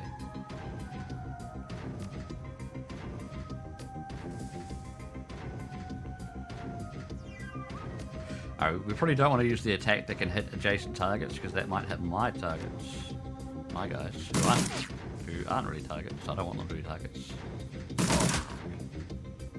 And I guess, so now there's a higher chance each turn that this thing will escape. Since I haven't taken any measures to stop it, I'm just gonna do, oh, I don't know, it's a gamble. 15% chance to escape, 4 AP. I don't need that much. 2 AP, 13% chance to escape. Yeah, we got it. And attack. And attack. Oh, critical, nice. He gets one more go. Oh. Hey, that robot shot me. Oh shit. It murdered him. I might have to revive him. That blitz guy. Who can even do that? Can she do it from that close?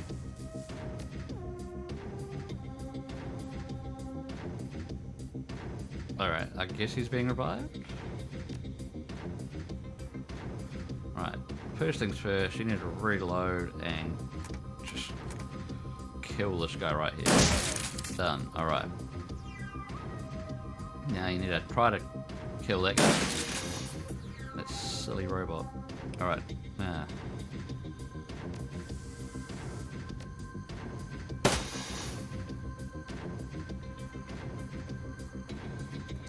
Throw a knife at the robot. Sure that'll work.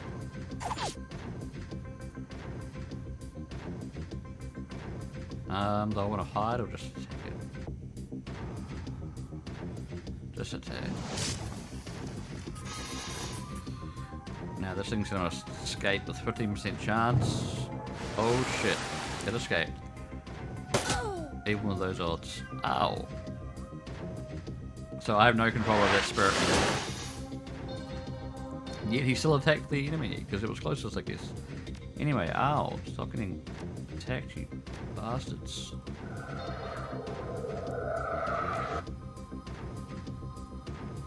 you want to heal yourself, buddy? There you go. Now, can we finish this guy off? Well, that guy and the spirit, I guess. He's just not on our side. Oof. Alright, we've finished off the main enemies, but now we've got this rogue spirit that I sort of summoned and couldn't keep control of because I didn't manage it too well.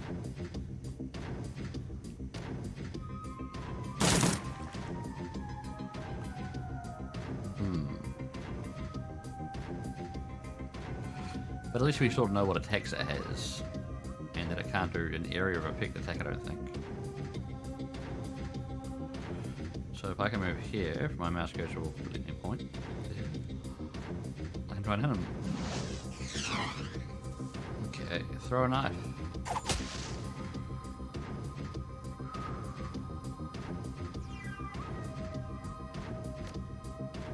Snipe, go. Oh, not bad snipe. He's only got a little bit of health left. Come on. Yes. With a bit of luck, we did it.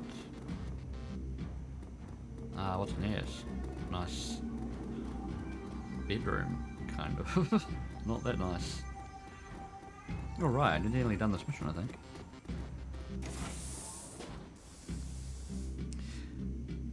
Loot the vault. Open the vault. Oh, this is the vault that we're gonna loot.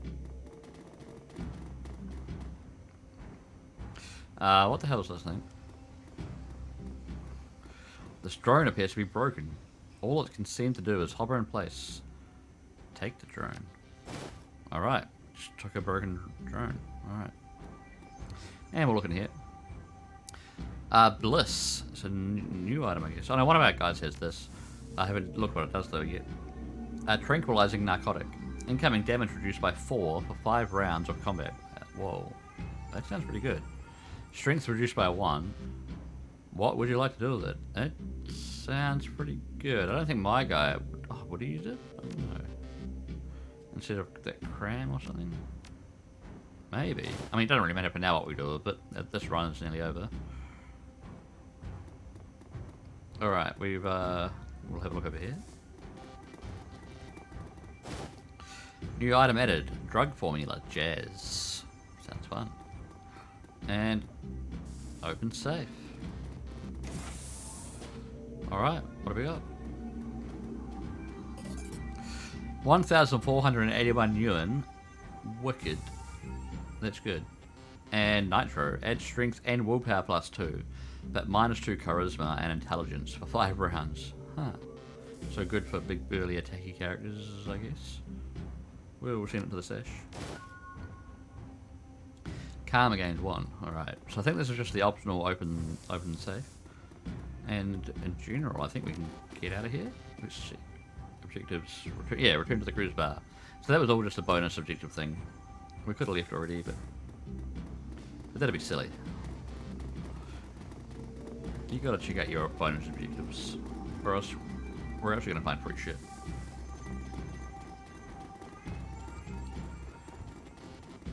But now we're gonna return to Paul Amstel at the cruise bazaar, in our HQ.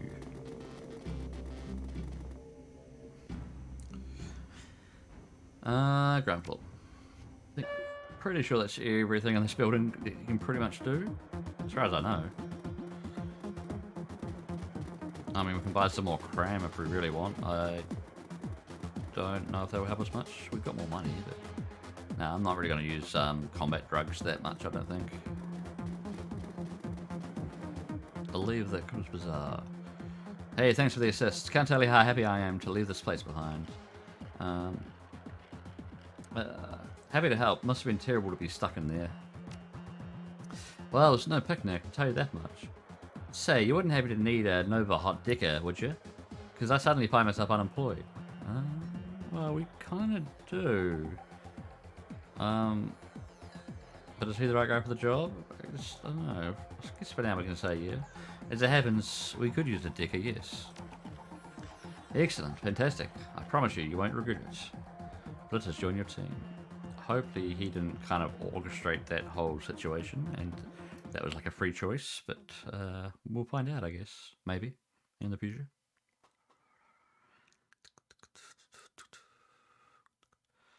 We'll go back to the cruise bazaar. Your team makes its way back to the nearest U-Bahn station. 20 minutes later, you're on a return trip to the cruise bazaar, leaving the filth of the dropping gift far behind. But the image of Green Winter's twisted corpse continues to linger in your mind. You lift one of the discs that you pulled from Winter's safe to the light. Reflections dance off of the surface. With luck, you soon have the answers that you've been looking for.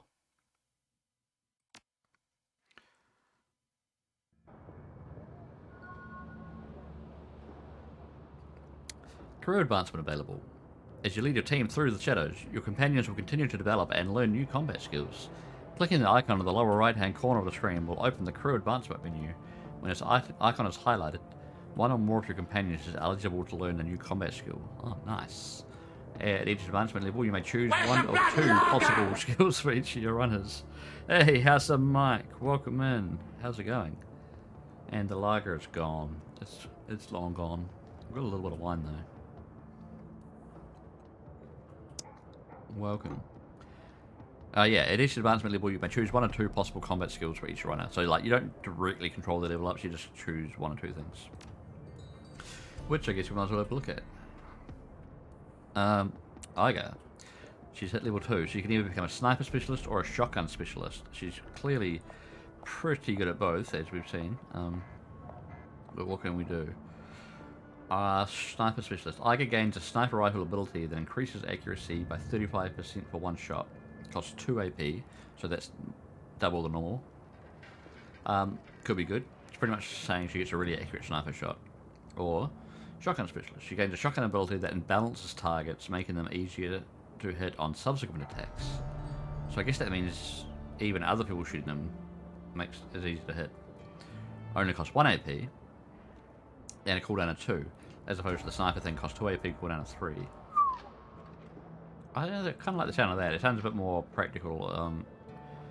I mean, the sniper thing's good. She's already pretty good at sniping anyway, though. And I thought she already had an ability that increases her accuracy. So I think we're going to go with a shotgun specialist. Because, yeah. Alright. Confirm. So I think I can select that for her. and then I can like select the other ones and then confirm all. Dietrich, shaman, or backup shaman kind of, because I'm also a shaman, slash knife specialist. He can either do meltdown. His electrical spell now strips 1 armor from its affected targets. Oh, that's right. He's got these. I keep only using his knives, but he's got these electrical attacks. Or he can get better at knives. He trains further with throwing weapons, increasing accuracy of throwing knives. Well, no one else is going to be a knifey person. I'm already going to be doing sort of that kind of spell. Maybe I should make him just be a blade specialist. And then he can use fire elemental fetishes. Added armor. Flash the image from cover. Oh, that's right. AoE radius electrical increased by 1 tile. Ooh. Both can be good.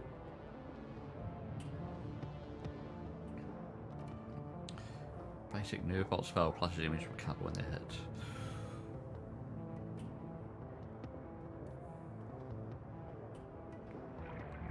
Electrical only costs 1 AP. Okay, so it usually costs 2 AP. Oh yeah, that's right. This is his area of effect thing. Okay, I think we're gonna go down the blade specialist path with him. Even though most of these, well, that's what it starts with. The rest of the attacks aren't really to do with blades.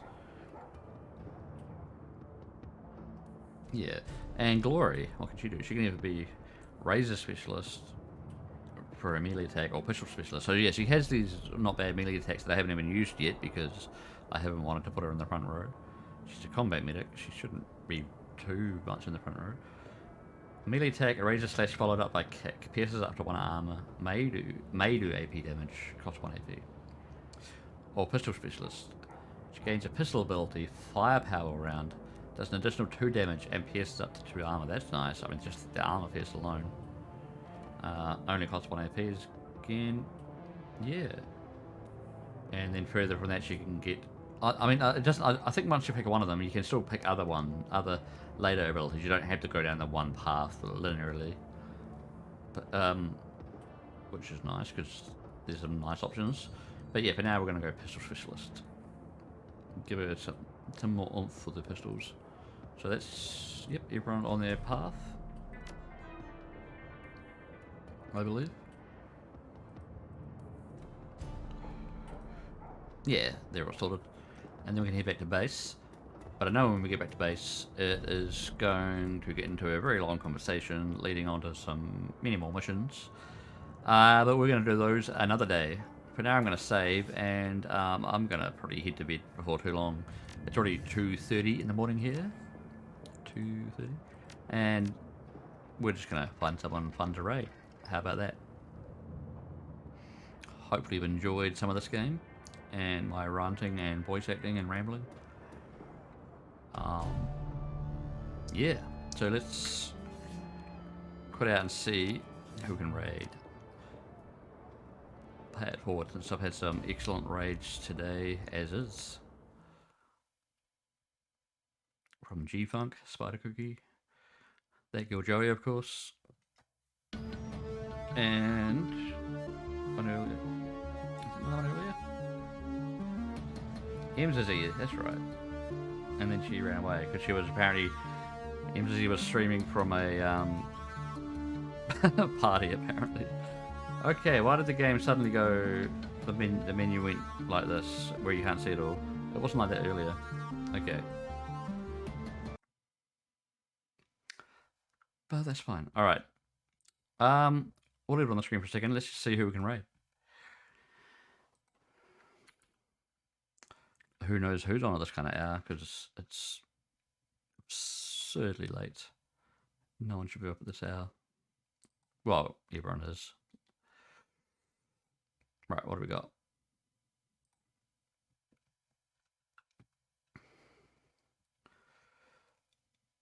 Lady Gameguard.